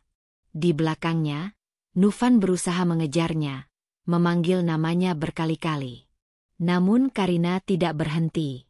Ia terus melangkah, meninggalkan gedung megah itu dengan hati yang masih perih, tapi juga dengan semangat baru. Semangat untuk melanjutkan hidup tanpa harus terikat oleh kebohongan. Malam itu bukan akhir segalanya. Bagi Karina, ini adalah awal dari perjalanan baru. Perjalanan seorang perempuan yang terluka, tapi tidak pernah kalah. Malam itu menjadi malam yang tidak akan pernah dilupakan oleh siapapun yang hadir. Keheningan setelah Karina meninggalkan ruangan masih menyisakan getaran kuat. Para tamu pesta masih saling berbisik, ada yang tercengang, ada pula yang tidak percaya bahwa pasangan yang selama ini tampak sempurna ternyata menyimpan rahasia busuk. Semua mata yang tadinya penuh kekaguman pada Novan kini berubah menjadi tatapan tajam penuh rasa jijik. Begitu Karina keluar dengan kepala tegak, semua fokus beralih pada Novan yang masih berdiri kaku di atas panggung dengan wajah pucat. Novan mencoba menguasai keadaan. Ia meraih mikrofon dan berusaha tersenyum, meski senyumnya lebih mirip cemooh yang dipaksakan. Semua yang kalian dengar tadi tidak sepenuhnya benar. Ini hanya salah paham rumah tangga, masalah pribadi yang seharusnya tidak perlu dipertontonkan di depan umum. Suaranya terdengar bergetar, tidak lagi penuh percaya diri seperti biasanya. Namun, bukannya meredakan suasana, kata-kata Novan justru memperburuk keadaan. Bisik-bisik tamu semakin keras. Beberapa orang bahkan langsung meninggalkan ruangan, merasa pesta itu sudah ternodai. Ada pula yang terang-terangan menatap Novan dengan pandangan merendahkan. Salah seorang rekan bisnis mendekat sambil berucap dingin, "Saya tidak bisa lagi bekerja sama dengan orang yang tidak bisa menjaga integritas keluarga. Bagaimana bisa dipercaya menjaga integritas bisnis?" Kata-kata itu menghantam Novan keras, lebih keras dari tamparan. Laras yang tadi berlari keluar mencoba kembali masuk dengan wajah kacau. Riasan tebalnya luntur karena air mata dan keringat. Gaun merah yang semula terlihat memukau kini tampak murahan di mata semua orang. Ia mencoba mendekati Novan, namun reaksi tamu-tamu membuatnya mundur. Beberapa istri pengusaha menatapnya dengan jijik, berbisik lantang. Itu dia perusak rumah tangga orang. Cantik, tapi busuk. Laras menunduk, tubuhnya gemetar. Matanya mencari perlindungan dari Novan. Namun Novan sendiri sedang berjuang menahan serangan reputasi yang hancur. Tak lama setelah itu, ayah dari pemilik pesta, seorang pria tua yang sangat dihormati, berdiri dan menepuk mikrofon. "Saya rasa pesta ini cukup sampai di sini. Terima kasih atas kehadiran semua tamu. Malam ini kita semua mendapat pelajaran penting tentang kehormatan." Kalimat itu terdengar seperti penghakiman. Semua orang tahu, pesta berakhir dengan catatan pahit yang akan jadi bahan pembicaraan lama. Novan dan Laras akhirnya keluar dari ruangan dengan kepala tertunduk. Lampu-lampu hotel yang megah kini terasa seperti sorotan tajam yang menelanjangi aib mereka. Di lobi hotel, beberapa tamu masih menatap mereka, sebagian bahkan merekam diam-diam dengan ponsel. Dunia modern penuh kamera dan media sosial membuat rahasia sulit disembunyikan. Malam itu, dalam hitungan jam, berita perselingkuhan mereka sudah tersebar ke berbagai grup WhatsApp, akun gosip, dan forum-forum lokal. Nama mereka menjadi bahan pembicaraan, bukan lagi karena prestasi atau kemewahan, tapi karena skandal yang memalukan. Sementara itu, Karina duduk di dalam mobilnya di parkiran. Ia menatap keluar jendela, melihat bayangan lampu jalan yang berkelebat. Air matanya masih mengalir, tapi hatinya terasa lebih ringan. Meski sakit, ada kepuasan tersendiri karena ia berhasil menyingkap topeng yang selama ini menutupinya. Ia tidak lagi menjadi perempuan yang diam. Ia sudah berani melawan. Namun, di balik keberaniannya, Karina sadar bahwa langkah besar berikutnya menantinya. Hidupnya akan berubah total setelah malam itu. Keesokan harinya, berita tentang skandal Novan dan Laras semakin meluas. Beberapa media lokal menuliskan berita dengan judul-judul sensasional. Pengusaha muda ketahuan berselingkuh dengan pasien istri sendiri. Drama malam pesta, dokter bongkar perselingkuhan di depan ratusan orang. Foto-foto Laras dengan gaun merahnya tersebar luas. Begitu juga gambar Novan yang pucat berdiri di panggung. Netizen menghujat keduanya habis-habisan. Sementara Karina justru mendapat banyak simpati. Rekan-rekan Novan mulai menjauh. Teleponnya berdering tanpa henti, bukan dari mitra kerja yang ingin bekerja sama, melainkan dari orang-orang yang menagih janji atau membatalkan kontrak. Satu persatu proyek yang ia banggakan dibatalkan. Saham kecil-kecilan yang ia miliki di beberapa usaha ditarik. Reputasi Novan hancur seketika. Di sisi lain, Laras juga mendapat akibat. Klinik tempat ia biasa datang untuk perawatan kecantikan menolak kedatangannya. Beberapa komunitas sosial yang dulu menyambutnya kini terang-terangan mengusirnya. Ia menjadi bahan hinaan, disebut sebagai pelakor di mana-mana. Laras mencoba mencari perlindungan pada Novan, tapi Novan yang sedang sibuk mempertahankan dirinya justru mulai menyalahkannya. "Ini semua salahmu," teriak Novan di apartemen sewaan yang mereka tempati setelah Karina mengusirnya dari rumah. "Kalau saja kau tidak datang ke pesta itu dengan pakaian mencolok, kalau saja kau tidak terlalu sering menghubungiku, mungkin Karina tidak akan tahu." Laras balas berteriak, "Jangan salahkan aku. Kau yang berjanji meninggalkan dia untukku. Kau yang memanjakanku dengan barang-barang mahal. Sekarang setelah semua hancur, kau malah menjadikanku kambing hitam." Pertengkaran mereka semakin keras, dan tetangga sekitar mulai mendengar. Hubungan yang tadinya penuh gairah gelap kini berubah menjadi racun yang saling melukai. Sementara itu, Karina menjalani harinya dengan penuh pertimbangan. Ia harus menenangkan diri di tengah sorotan publik. Banyak pasien yang mengaguminya, banyak juga rekan yang mendukungnya. Namun, di balik itu, ada luka besar yang belum sembuh. Karina masih sering menangis sendirian di kamar. Malam-malam terasa panjang, meski ia tahu ia sudah melakukan hal yang benar. Beberapa kerabat mencoba mendekatinya, memberi nasihat. "Rin, mungkin ini saatnya kamu benar-benar melepaskan dia. Jangan biarkan luka ini membelenggu masa depanmu." Karina hanya mengangguk, meski hatinya masih bimbang. Hari-hari berikutnya, reputasi Novan semakin hancur. Ia mendapat surat peringatan dari asosiasi bisnis yang menganggap skandal pribadinya merusak citra komunitas. Sponsor-sponsor usahanya menarik diri. Teman-temannya yang dulu sering memuji kini menjauh, bahkan ada yang terang-terangan menyindir. Novan merasa dunia runtuh di sekelilingnya. Di saat yang sama, Karina justru semakin mendapat simpati. Banyak pasien datang ke klinik hanya untuk memberi semangat. "Dokter kuat sekali, kami bangga," kata seorang pasien lanjut usia sambil menggenggam tangannya. Karina menahan tangis setiap kali mendengar kata-kata itu. Ia tidak ingin orang melihat kelemahannya, tapi dalam hati ia tahu, luka itu masih sangat dalam. Laras pun tidak lebih baik. Ia mulai kehilangan dukungan finansial karena Novan tidak lagi mampu memanjakannya. Hidupnya yang dulu penuh kemewahan kini berubah drastis. Beberapa orang yang dulu iri padanya kini malah mentertawakannya. Itu balasan buat perusak rumah tangga. Begitu bunyi komentar yang ia baca setiap kali membuka media sosial. Hari demi hari, topeng yang selama ini dipakai Novan dan Laras benar-benar hancur. Mereka tidak bisa lagi berpura-pura sebagai pasangan glamor yang penuh cinta. Dunia melihat sisi asli mereka, pengkhianat yang haus nafsu. Di rumah, Karina duduk sendirian di ruang tamu.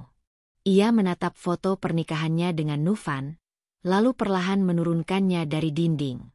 Tangannya gemetar, air mata menetes membasahi bingkai kayu itu. Ia sadar, cinta yang dulu ia perjuangkan sepenuh hati telah berakhir. Tidak ada lagi ruang untuk memaafkan pengkhianatan sebesar itu. Malam itu, Karina memutuskan, ia akan melangkah maju, meski itu berarti meninggalkan semua kenangan yang dulu ia anggap indah. Pagi berikutnya, ia menandatangani dokumen perceraian yang sudah disiapkan pengacaranya. Meski berat, ada rasa lega mengalir dalam dadanya.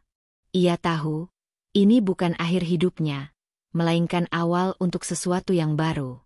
Dan di luar sana, orang-orang terus membicarakan bagaimana topeng kesempurnaan Novan dan Laras akhirnya runtuh. Mereka yang dulu dihormati kini menjadi bahan tertawaan. Sebuah ironi pahit, tapi juga pelajaran berharga. Kebenaran pada akhirnya akan selalu menang, meski harus melewati luka yang mendalam. Hari-hari setelah penandatanganan dokumen perceraian berjalan lambat bagi Karina. Pagi yang biasanya dimulai dengan rutinitas sederhana bersama Novan kini terasa sepi. Ia bangun sendirian, menyiapkan sarapan sekadar roti bakar dan secangkir teh, lalu duduk termenung di meja makan yang kosong. Ruangan rumah yang dulu penuh canda tawa kini hanya dipenuhi gema kesunyian. Kadang-kadang ia masih mendengar suara-suara dari masa lalu, tawa Novan yang memanggil namanya, atau perasaan hangat saat mereka berbicara tentang rencana masa depan. Tapi setiap kali kenangan itu datang, Karina segera teringat wajah Laras di pesta malam itu, dan luka kembali terasa. Karina tahu ia tidak bisa terus berada dalam lingkaran yang sama. Ia harus menata hati, menguatkan dirinya, dan mungkin menjauh sejenak dari tempat yang mengingatkannya pada semua luka. Maka ia memutuskan untuk mengambil cuti dari klinik. Rekan-rekan sejawat memahami keputusannya, bahkan banyak yang mendukung. "Kamu butuh waktu untuk dirimu sendiri, Rin," kata salah satu rekan dokter senior. Karina mengangguk. Ia tahu benar bahwa tubuhnya bisa bertahan, tapi batinnya sudah kelelahan. Dengan koper kecil, Karina berangkat ke sebuah kota pegunungan yang sejuk. Perjalanan 3 jam dengan kereta api itu terasa panjang sekaligus menenangkan. Ia duduk di dekat jendela, memandang sawah hijau dan pegunungan yang menjulang di kejauhan. Setiap kali kereta melintasi terowongan gelap lalu keluar ke cahaya terang, Karina merasa seolah itu adalah simbol hidupnya. Melewati kegelapan, lalu kembali menemukan cahaya, meski samar. Setibanya di kota tujuan, udara segar langsung menyambutnya. Angin pegunungan membawa aroma tanah basah dan dedaunan pinus. Karina menarik napas dalam-dalam, membiarkan paru-parunya penuh dengan oksigen segar yang selama ini jarang ia hirup di kota besar. Ia memilih penginapan kecil bernuansa kayu, jauh dari keramaian, dengan pemandangan langsung ke lembah hijau. Malam itu, untuk pertama kalinya setelah sekian lama, ia bisa tidur lelap tanpa terbangun oleh tangisan atau rasa gelisah. Hari-hari di pegunungan berjalan lambat.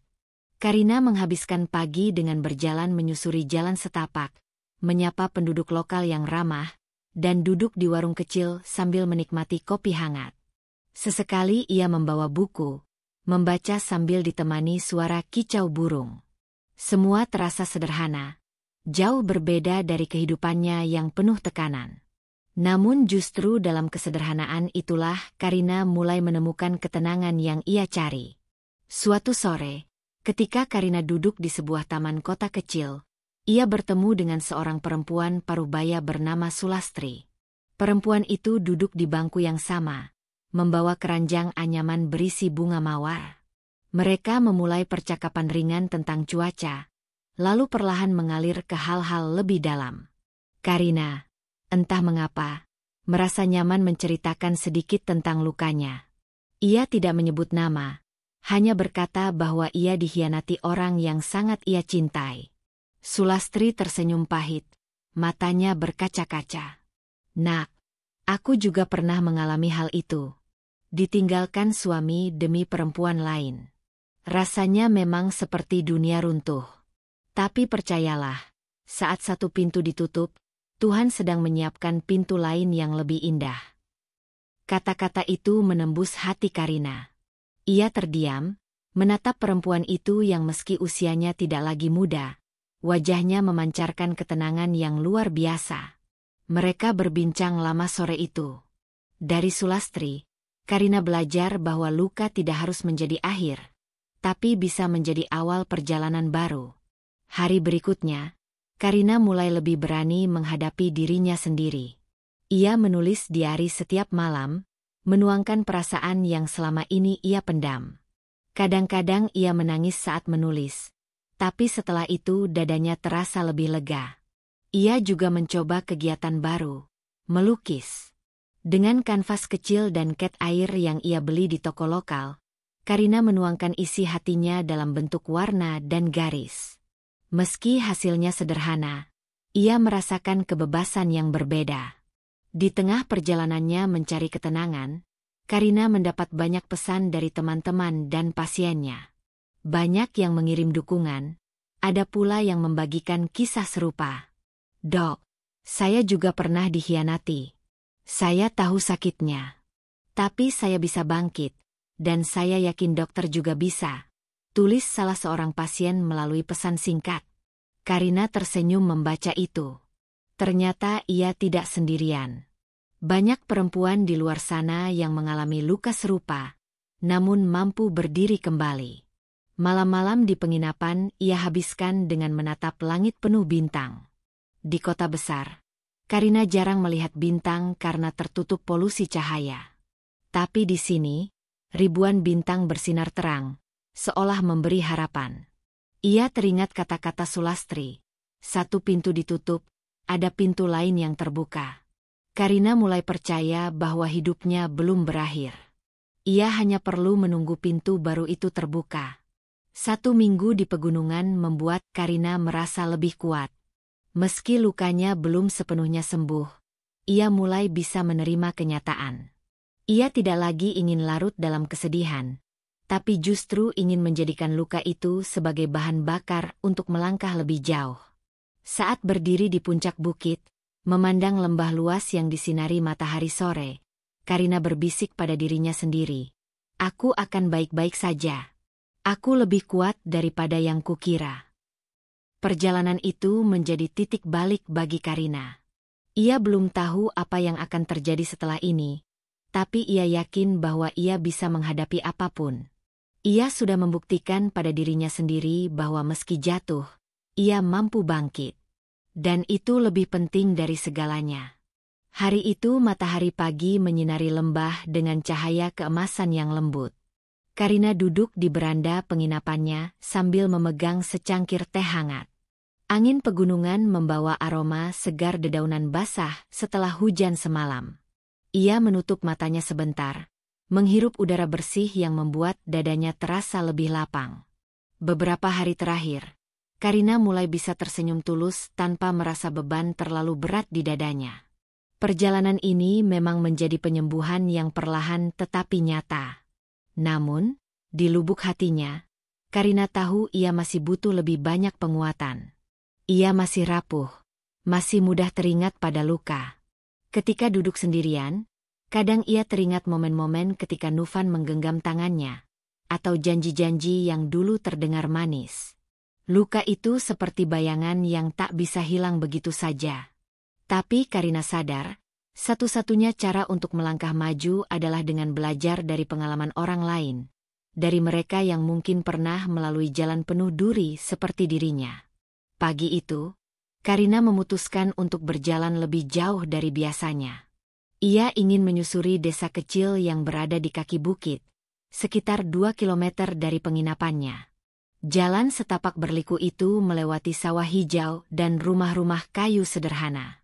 Sesekali ia berhenti untuk menyapa penduduk yang tersenyum ramah, atau membantu seorang anak kecil yang menjatuhkan mainannya di jalan. Kehangatan orang-orang desa itu membuat hatinya terasa lebih ringan.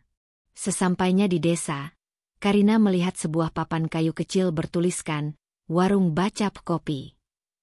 Ia penasaran dan memutuskan masuk. Di dalam, suasana sangat sederhana. Rak kayu berisi buku-buku bacaan, beberapa meja, dan aroma kopi hitam yang harum. Seorang perempuan muda dengan kerudung biru menyambutnya dengan ramah. "Selamat datang, silakan duduk, Mbak." Karina memesan segelas kopi jahe lalu memilih duduk di sudut dekat jendela. Dari sana ia bisa melihat anak-anak desa yang duduk membaca buku bersama seorang pria parubaya. Mereka tampak antusias meski buku-bukunya sederhana. Karina tersenyum melihat pemandangan itu. Tak lama kemudian, perempuan muda yang tadi menyambutnya duduk di meja sebelah. "Saya Rani," katanya sambil tersenyum. "Saya yang mengelola tempat ini bersama suami saya. Warung ini memang kecil, tapi kami ingin anak-anak di desa punya tempat membaca dan belajar." Karina terkesan. Mereka tidak kaya, tetapi mau berbagi untuk orang lain. Dari obrolan singkat, Karina tahu bahwa Rani dan suaminya pernah hidup di kota besar, tetapi memutuskan kembali ke desa setelah mengalami kegagalan bisnis. Alih-alih menyerah, mereka justru membangun sesuatu yang bermanfaat bagi orang banyak. Karina merasa kisah itu begitu menyentuh. Ia menceritakan sedikit tentang dirinya, tentang bagaimana ia baru saja melewati perceraian. Rani menatapnya dengan penuh empati. "Mbak, saya tahu rasanya jatuh. Saya dan suami juga pernah merasa dunia menutup pintu bagi kami. Tapi ternyata, di balik kegagalan ada jalan lain yang justru lebih indah. Jangan takut memulai dari awal." Obrolan itu membuat Karina berpikir panjang. Ia teringat bagaimana dulu ia terlalu larut dalam kesempurnaan yang semu. Ia dan Nufan terlihat sempurna di mata orang lain, padahal kenyataannya rapuh. Kini, ia melihat pasangan sederhana seperti Rani dan suaminya, yang meski hidup dengan keterbatasan, tetap bisa bahagia dan berguna bagi orang lain. Keesokan harinya, Karina kembali ke warung baca itu. Kali ini ia ikut membantu anak-anak membaca. Ia membacakan cerita sambil memperagakan ekspresi lucu, membuat anak-anak tertawa riang. Sore harinya, seorang ibu mendekatinya. "Terima kasih, Mbak. Anak-anak senang sekali. Kami di sini jarang sekali ada yang mau meluangkan waktu untuk mereka." Karina terharu. Ia baru sadar, hatinya mulai menemukan arti baru. Kebahagiaan ternyata bisa hadir dari memberi, bukan hanya dari menerima. Di hari ketiga, Karina diajak Rani menghadiri pertemuan komunitas perempuan di desa. Mereka berkumpul di balai kecil, berbagi cerita dan pengalaman. Karina mendengarkan dengan seksama.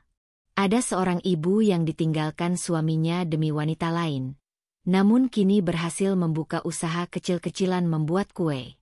Ada pula seorang janda muda yang membesarkan 2 anak sendirian dengan menjadi penjahit. Setiap cerita penuh air mata, tapi juga penuh semangat. Ketika tiba gilirannya berbicara, Karina ragu sejenak. Namun ia kemudian membuka hatinya. Ia menceritakan bagaimana suaminya mengkhianatinya dengan pasiennya sendiri, bagaimana ia terluka, dan bagaimana ia akhirnya berani mengungkapkan kebenaran di depan banyak orang. Ruangan hening sejenak, lalu disusul tepuk tangan penuh dukungan. "Mbak Karina hebat sekali," kata salah satu perempuan. "Berani menghadapi mereka, berani bangkit. Itu inspirasi bagi kami." Karina merasa dadanya hangat. Selama ini ia menganggap dirinya korban, tetapi di mata orang lain, keberaniannya adalah kekuatan. Ia tidak hanya menyembuhkan dirinya sendiri, tapi juga memberi semangat bagi orang lain yang mengalami hal serupa. Malam itu, Karina kembali ke penginapan dengan hati yang berbeda. Ia menatap langit berbintang, lalu menuliskan di bukunya, "Aku tidak sendirian. Banyak perempuan yang terluka, tapi mereka bangkit. Jika mereka bisa, aku pun bisa. Luka ini bukan akhir, tapi awal perjalanan baru." Hari-hari berikutnya, Karina semakin terlibat dengan komunitas di desa. Ia membantu mengajar anak-anak membaca, memberi penyuluhan kesehatan sederhana, bahkan ikut menanam sayuran bersama warga. Semuanya terasa menenangkan. Bukan karena ia melupakan lukanya, tapi karena ia mulai menemukan tujuan baru dalam hidupnya. Ia mulai merasa berguna lagi, bukan hanya sebagai dokter, tapi sebagai manusia yang peduli pada sesama. Waktu berlalu cepat. 2 minggu di desa itu terasa seperti sebulan penuh makna. Saat waktunya kembali ke kota tiba, Karina merasa berat hati. Namun Rani menggenggam tangannya dan berkata, "Jangan khawatir, Mbak. Ketenangan yang Mbak temukan di sini bisa dibawa pulang. Jadikan ini kekuatan untuk melangkah lebih jauh." Karina mengangguk, matanya berkaca-kaca. Ia tahu perjalanan penyembuhannya belum selesai, tapi pertemuan dengan orang-orang baru yang penuh inspirasi ini sudah mengubah cara pandangnya. Ia tidak lagi merasa hancur. Ia merasa terlahir kembali, lebih kuat, lebih berani, dan lebih siap menghadapi apapun yang menantinya. Kereta yang membawanya kembali ke kota bergerak perlahan meninggalkan desa. Karina duduk di dekat jendela, menatap sawah dan bukit yang semakin menjauh. Dalam hatinya ia berjanji, ia tidak akan lagi terjebak dalam kesedihan. Ia akan melangkah maju, membawa semua pelajaran yang ia dapatkan dari orang-orang yang menginspirasinya. Hidupnya baru saja dimulai lagi, dan kali ini, ia ingin menjalaninya dengan lebih bijak. Kereta yang membawa Karina kembali ke kota, akhirnya berhenti di stasiun utama. Malam sudah cukup larut, lampu-lampu kota berkelip, dan hiruk-pikuk kendaraan terdengar bising setelah berminggu-minggu ia terbiasa dengan suara alam yang tenang di desa. Karina menarik koper kecilnya, menatap kerumunan orang yang bergegas, lalu menarik napas dalam-dalam. Ia tahu, perjalanan penyembuhannya belum selesai, tapi hatinya kini jauh lebih siap. Langkah pertama yang ia lakukan setelah kembali adalah mengunjungi klinik tempatnya bekerja. Meski sempat cuti panjang, ia merasa rindu dengan pasien-pasiennya, dengan aroma khas ruang periksa, dengan jadwal yang padat tapi selalu membuatnya merasa berguna. Begitu memasuki gedung klinik, beberapa rekan kerja langsung menyapanya hangat. "Dokter Karina, kami kangen sekali. Rasanya sepi tanpa ibu di sini," ujar salah satu perawat sambil tersenyum lebar.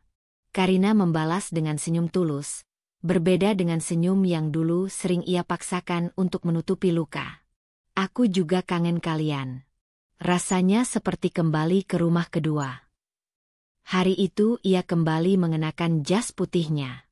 Ada rasa bangga ketika ia menatap bayangannya di kaca. Sosok perempuan yang sama, tapi dengan hati yang lebih kuat. Pasien-pasien datang silih berganti. Beberapa mengeluhkan sakit ringan, beberapa datang hanya untuk sekadar berkonsultasi. Karina melayani mereka dengan penuh kesabaran. Anehnya, ia merasa jauh lebih tenang dibanding sebelumnya. Mungkin karena ia tidak lagi membawa beban yang berat, mungkin juga karena ia sudah belajar bahwa dirinya berharga, apapun yang orang lain lakukan padanya. Ia tidak lagi merasa kecil karena pengkhianatan. Justru ia merasa lebih berarti, karena berhasil melewati badai itu. Suatu sore, seorang pasien perempuan berusia sekitar 30-an datang dengan wajah sembab. Ia mengeluh sakit kepala, tapi ketika Karina mencoba menggali lebih dalam, ternyata akar masalahnya adalah stres karena rumah tangganya yang bermasalah. Karina mendengarkan dengan sabar, lalu berkata dengan lembut, "Saya tahu rasanya disakiti oleh orang yang kita percaya. Saya pernah ada di posisi itu. Tapi percaya saya, Hidup kita tidak berhenti hanya karena ada orang yang mengecewakan. Kita bisa bangkit dan menemukan diri kita kembali. Pasien itu menatapnya dengan mata berkaca-kaca. Dokter, terima kasih. Saya merasa lebih kuat setelah mendengar kata-kata itu. Saat itulah Karina sadar. Lukanya dulu kini menjadi obat bagi orang lain. Ia tidak hanya menyembuhkan tubuh, tapi juga hati. Dan hal itu memberi makna baru pada profesinya. Hari-hari berjalan dengan ritme yang berbeda. Karina mulai berani menghadiri acara-acara sosial lagi, sesuatu yang dulu ia hindari karena takut tatapan kasihan orang. Suatu malam, ia diundang ke sebuah seminar kesehatan untuk menjadi pembicara. Awalnya ia ragu, tapi kemudian ia teringat pada perempuan-perempuan yang ia temui di desa. Mereka berani berdiri dengan segala keterbatasannya. Mengapa ia harus bersembunyi? Di hadapan ratusan peserta, Karina berbicara dengan penuh percaya diri. Ia menjelaskan pentingnya kesehatan mental bagi pasien yang sedang dalam pengobatan. Ia menyisipkan kisah pribadinya, tanpa menyebut detail nama, hanya intinya. Bagaimana seorang dokter sekalipun bisa jatuh, tapi bisa bangkit kembali. Ruangan itu hening, lalu riuh dengan tepuk tangan. Beberapa peserta bahkan menghampirinya setelah acara selesai, mengatakan betapa mereka terinspirasi oleh keberaniannya. Setelah malam itu, Karina mulai dikenal bukan hanya sebagai dokter, tetapi juga sebagai sosok yang memberi motivasi. Ia tidak merencanakan semua ini, tapi takdir seakan menuntunnya. Ia pun merasa lebih mantap untuk melangkah. Namun, tentu saja, jalan ini tidak selalu mulus. Ada hari-hari ketika Karina kembali dihantui kenangan pahit. Saat ia pulang ke rumah sendirian, ia kadang merasa kosong. Saat melihat pasangan yang bergandengan tangan, hatinya kadang perih. Tapi kali ini, ia tidak lagi larut dalam air mata. Ia belajar menerima rasa sakit itu sebagai bagian dari perjalanan. Malam-malam sepi ia isi dengan menulis. Ia menuangkan perasaannya dalam buku harian, kadang berupa cerita, kadang berupa refleksi. Dari tulisan-tulisan itu, lahirlah sebuah gagasan. Bagaimana jika ia menulis buku tentang pengalamannya, bukan untuk membuka aib, tapi untuk menguatkan perempuan lain? Ide itu membuatnya bersemangat. Ia mulai menyusun kerangka, menulis kisah demi kisah, memberi judul sementara, Bangkit dari Luka. Suatu pagi, ia duduk di kafe kecil dekat klinik, menulis di laptopnya. Seorang pria parubaya yang duduk di meja sebelah menoleh. "Anda penulis?" tanyanya ramah. Karina tersenyum. "Belum. Baru mencoba menulis pengalaman hidup." Pria itu memperkenalkan diri sebagai Andra, seorang editor di penerbitan kecil. Tanpa disengaja, Karina justru bertemu orang yang tepat. Ia lalu menunjukkan beberapa tulisannya, dan Andra berkata, "Tulisan Anda jujur, menyentuh hati. Saya yakin banyak orang akan merasa terhubung dengan kisah ini." Pertemuan itu menyalakan api baru dalam hidup Karina. Ia semakin bersemangat menulis, di sela kesibukannya sebagai dokter. Ia merasa seakan-akan Tuhan membuka jalan untuknya. Dari luka lahir karya, dari kepedihan lahir kekuatan. Sementara itu, kabar tentang Novan dan Laras sesekali sampai ke telinganya. Ada yang bilang bisnis Novan mulai goyah, ada pula yang mengatakan Laras sering terlihat bertengkar dengannya. Karina tidak lagi terkejut, tidak lagi sakit hati. Ia hanya menggeleng, tersenyum tipis, dan berkata pada dirinya sendiri, "Itu bukan lagi urusanku. Aku sudah selesai dengan masa lalu." Pada suatu malam yang sunyi, Karina berdiri di depan cermin. Ia menatap bayangan dirinya, rambutnya yang sedikit berantakan setelah seharian bekerja, mata yang mulai terlihat lelah tapi tetap bersinar. "Aku kuat," katanya lirih. "Aku bisa menjalani hidupku tanpa rasa takut." Ia sadar, perjalanannya belum selesai. Mungkin masih ada ujian lain yang menantinya. Tapi satu hal pasti, Ia kini tidak lagi perempuan yang dulu. Ia adalah Karina yang baru, Karina yang berani, Karina yang percaya diri. Dan dari hari itu, ia berjanji untuk tidak pernah lagi membiarkan siapapun merendahkan harga dirinya. Keesokan harinya, ia membuka jendela rumahnya. Matahari pagi masuk, hangat menyentuh wajahnya. Karina tersenyum. Ia tahu, lembaran baru hidupnya telah benar-benar dimulai. Hidup memang selalu punya cara untuk menyeimbangkan segalanya. Karina tidak pernah benar-benar berharap melihat balasan bagi Novan dan Laras, karena ia telah memilih untuk melepaskan. Namun, waktu berjalan, dan kabar demi kabar sampai ke telinganya seperti sebuah pesan bahwa setiap perbuatan pasti ada akibatnya. Suatu sore, Karina baru saja selesai dari klinik ketika ia menerima pesan dari sahabat lamanya, Dina. "Karin, kamu dengar kabar tentang Novan?" Karina sempat terdiam, jarinya melayang di atas layar ponsel. Ia ragu apakah ia ingin tahu. Tapi rasa penasaran akhirnya menang. "Kabar apa?" balasnya singkat. Tak lama kemudian Dina menelpon langsung. Bisnisnya bangkrut.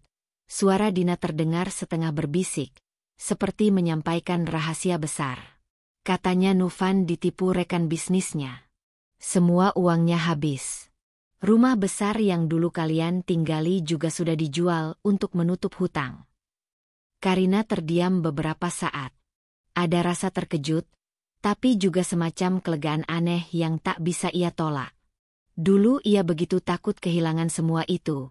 Rumah, status, harta yang membuat mereka terlihat sempurna.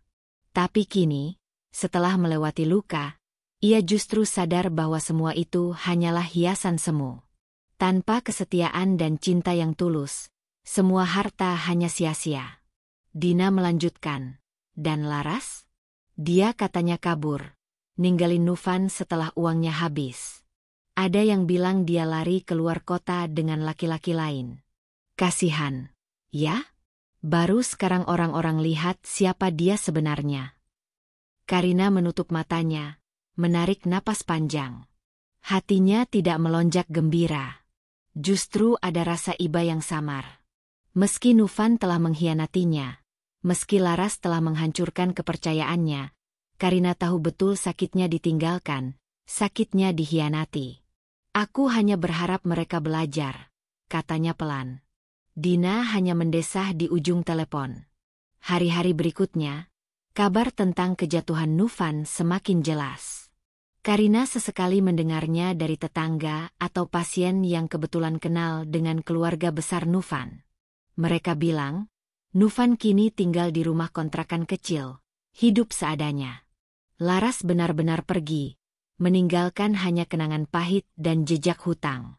Suatu sore, saat Karina baru pulang kerja, ia melihat seorang pria duduk di bangku taman dekat rumahnya. Pakaian pria itu kusut, wajahnya pucat, rambutnya tidak lagi rapi. Karina tertegun. Itu adalah Novan. Ia tampak jauh berbeda dari sosok yang dulu gagah dan percaya diri. Kini ia hanya bayangan dari dirinya yang dulu.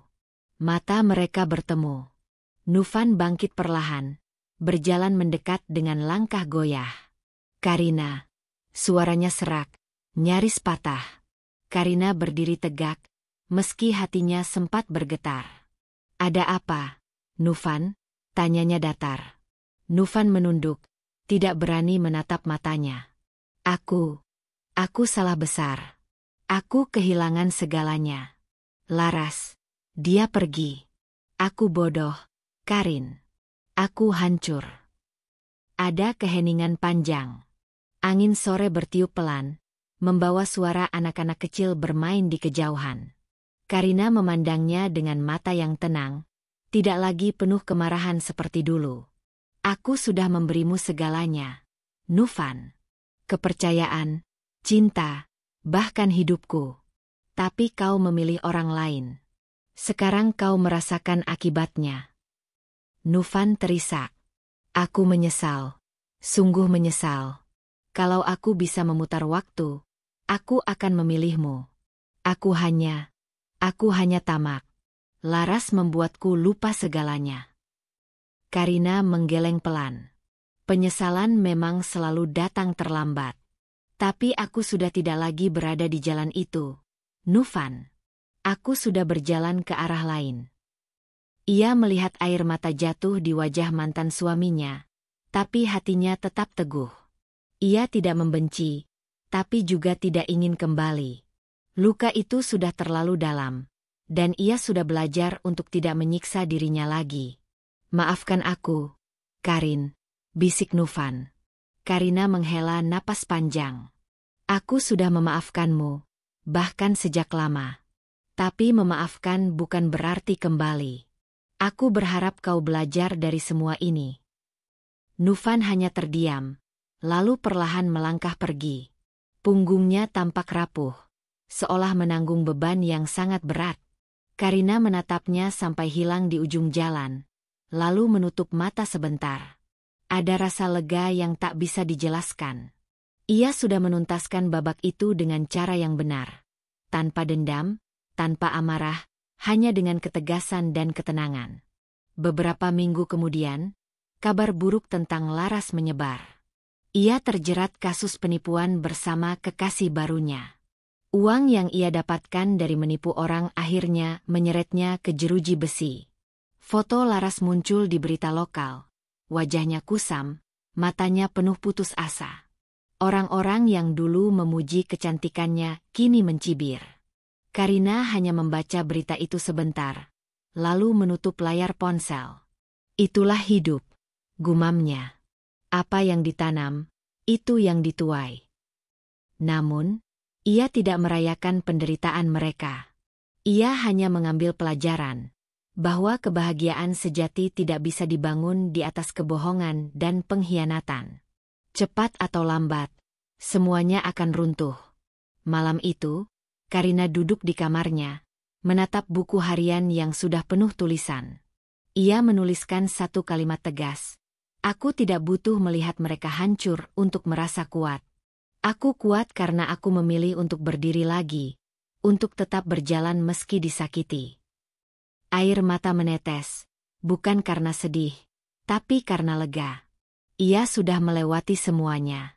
Dan kini, ia bisa benar-benar fokus pada masa depan, bukan masa lalu. Hari-hari selanjutnya, Karina semakin sibuk dengan pekerjaannya dan tulisannya. Draft bukunya hampir selesai, dan Andra, editor yang ia temui dulu, sangat antusias untuk menerbitkannya. Ia bahkan mengatakan bahwa kisah Karina bisa menjadi inspirasi bagi banyak perempuan di luar sana. Ketika akhirnya ia duduk di panggung kecil dalam acara diskusi buku, dengan ratusan mata menatapnya penuh rasa kagum, Karina tahu ia sudah benar-benar meninggalkan masa lalunya. Dari luka yang pahit, ia kini berdiri sebagai sosok yang kuat, tegar, dan memberi arti bagi orang lain. Di dalam hatinya, Karina berbisik, "Terima kasih, Tuhan. Aku dulu merasa hancur, tapi ternyata Kau sedang membentukku. Dari reruntuhan, Kau membangunkanku kembali." Dan malam itu, ketika acara selesai, Karina pulang dengan senyum tulus.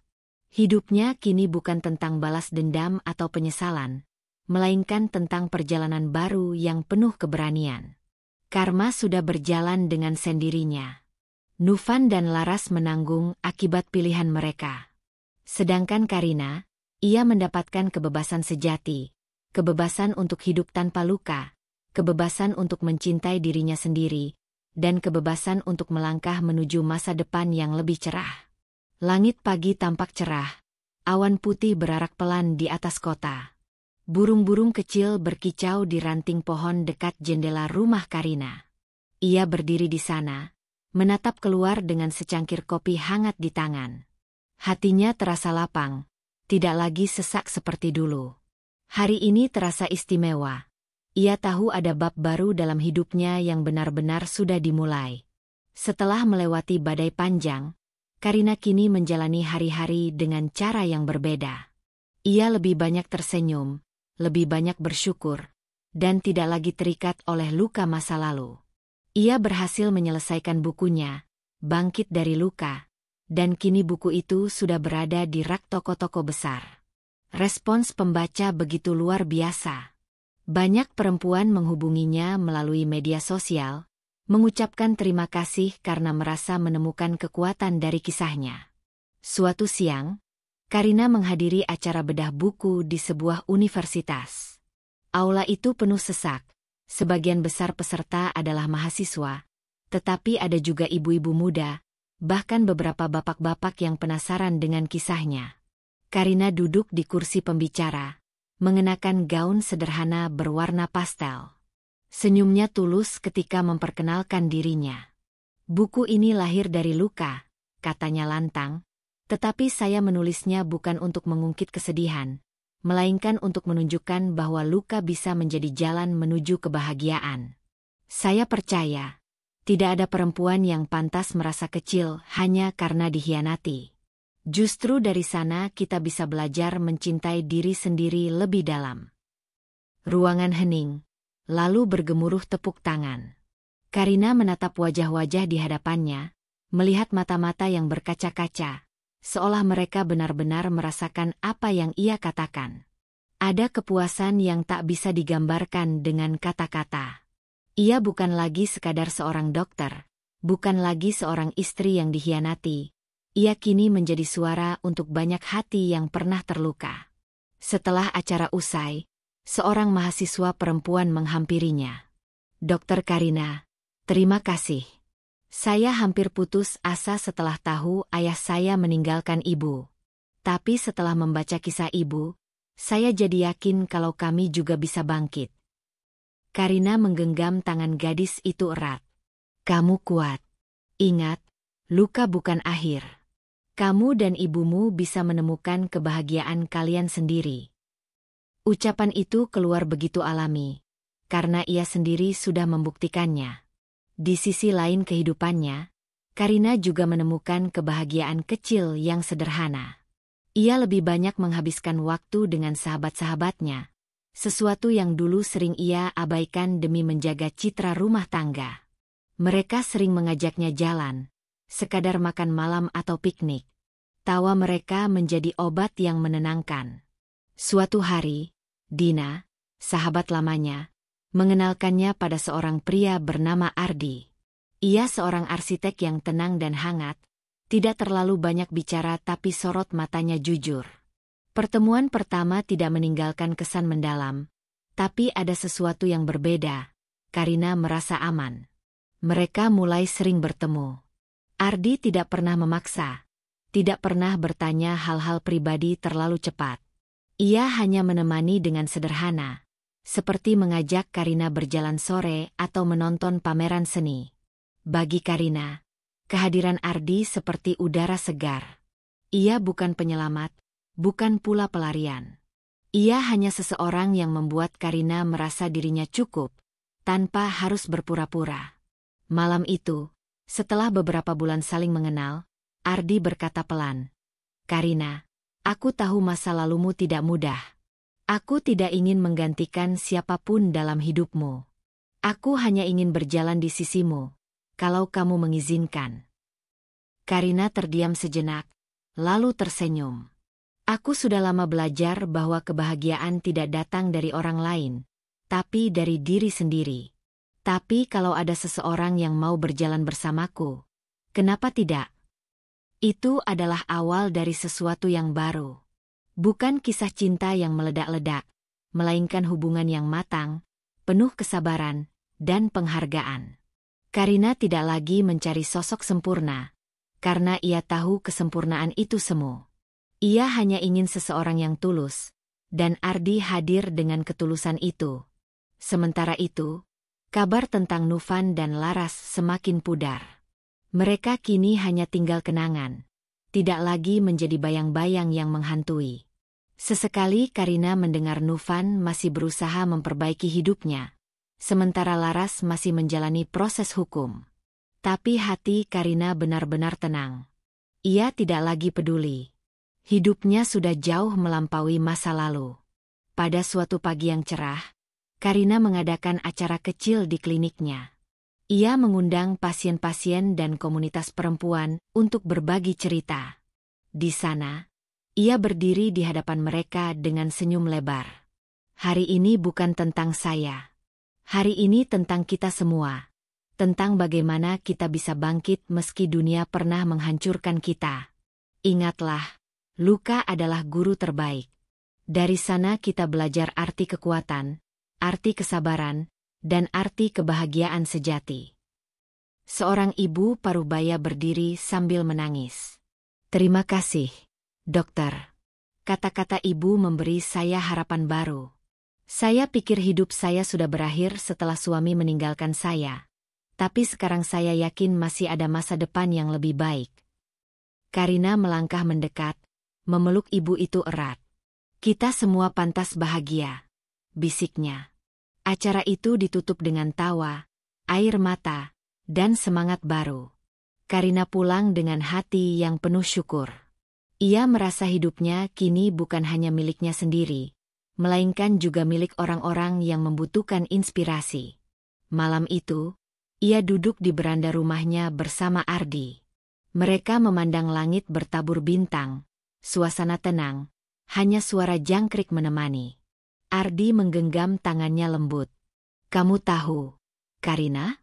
Kamu adalah salah satu perempuan terkuat yang pernah aku temui. Karina tersenyum, matanya berbinar. Aku tidak merasa kuat setiap saat. Tapi aku belajar untuk tetap berdiri meski jatuh berkali-kali. Itu saja. Ardi menatapnya penuh kagum. Itu sudah lebih dari cukup. Karina menatap bintang di atas sana, lalu menutup matanya sebentar. Ia teringat perjalanan panjangnya. Dari rumah tangga yang tampak sempurna, pengkhianatan yang menyakitkan, air mata yang tak terbendung, keberanian mengungkap kebenaran, perjalanan mencari ketenangan, hingga akhirnya menemukan dirinya kembali. Semua itu terasa seperti rangkaian bab yang membawanya pada halaman terakhir yang penuh cahaya. Kini ia benar-benar yakin, kebahagiaan bisa tercipta dari luka. Bukan karena luka itu hilang, melainkan karena luka mengajarinya bagaimana cara mencintai diri sendiri, bagaimana menghargai hidup, dan bagaimana melihat makna dari setiap kejadian. Karina menatap Ardi, menatap masa depannya yang baru, lalu tersenyum lebar. Aku bahagia, katanya lirih. Dan kali ini, tidak ada kebohongan di balik kata-kata itu. Ia benar-benar bahagia. Dari perjalanan panjang Karina, kita bisa belajar bahwa hidup tidak pernah benar-benar mulus. Kadang, orang yang kita percaya justru menjadi sumber luka terdalam.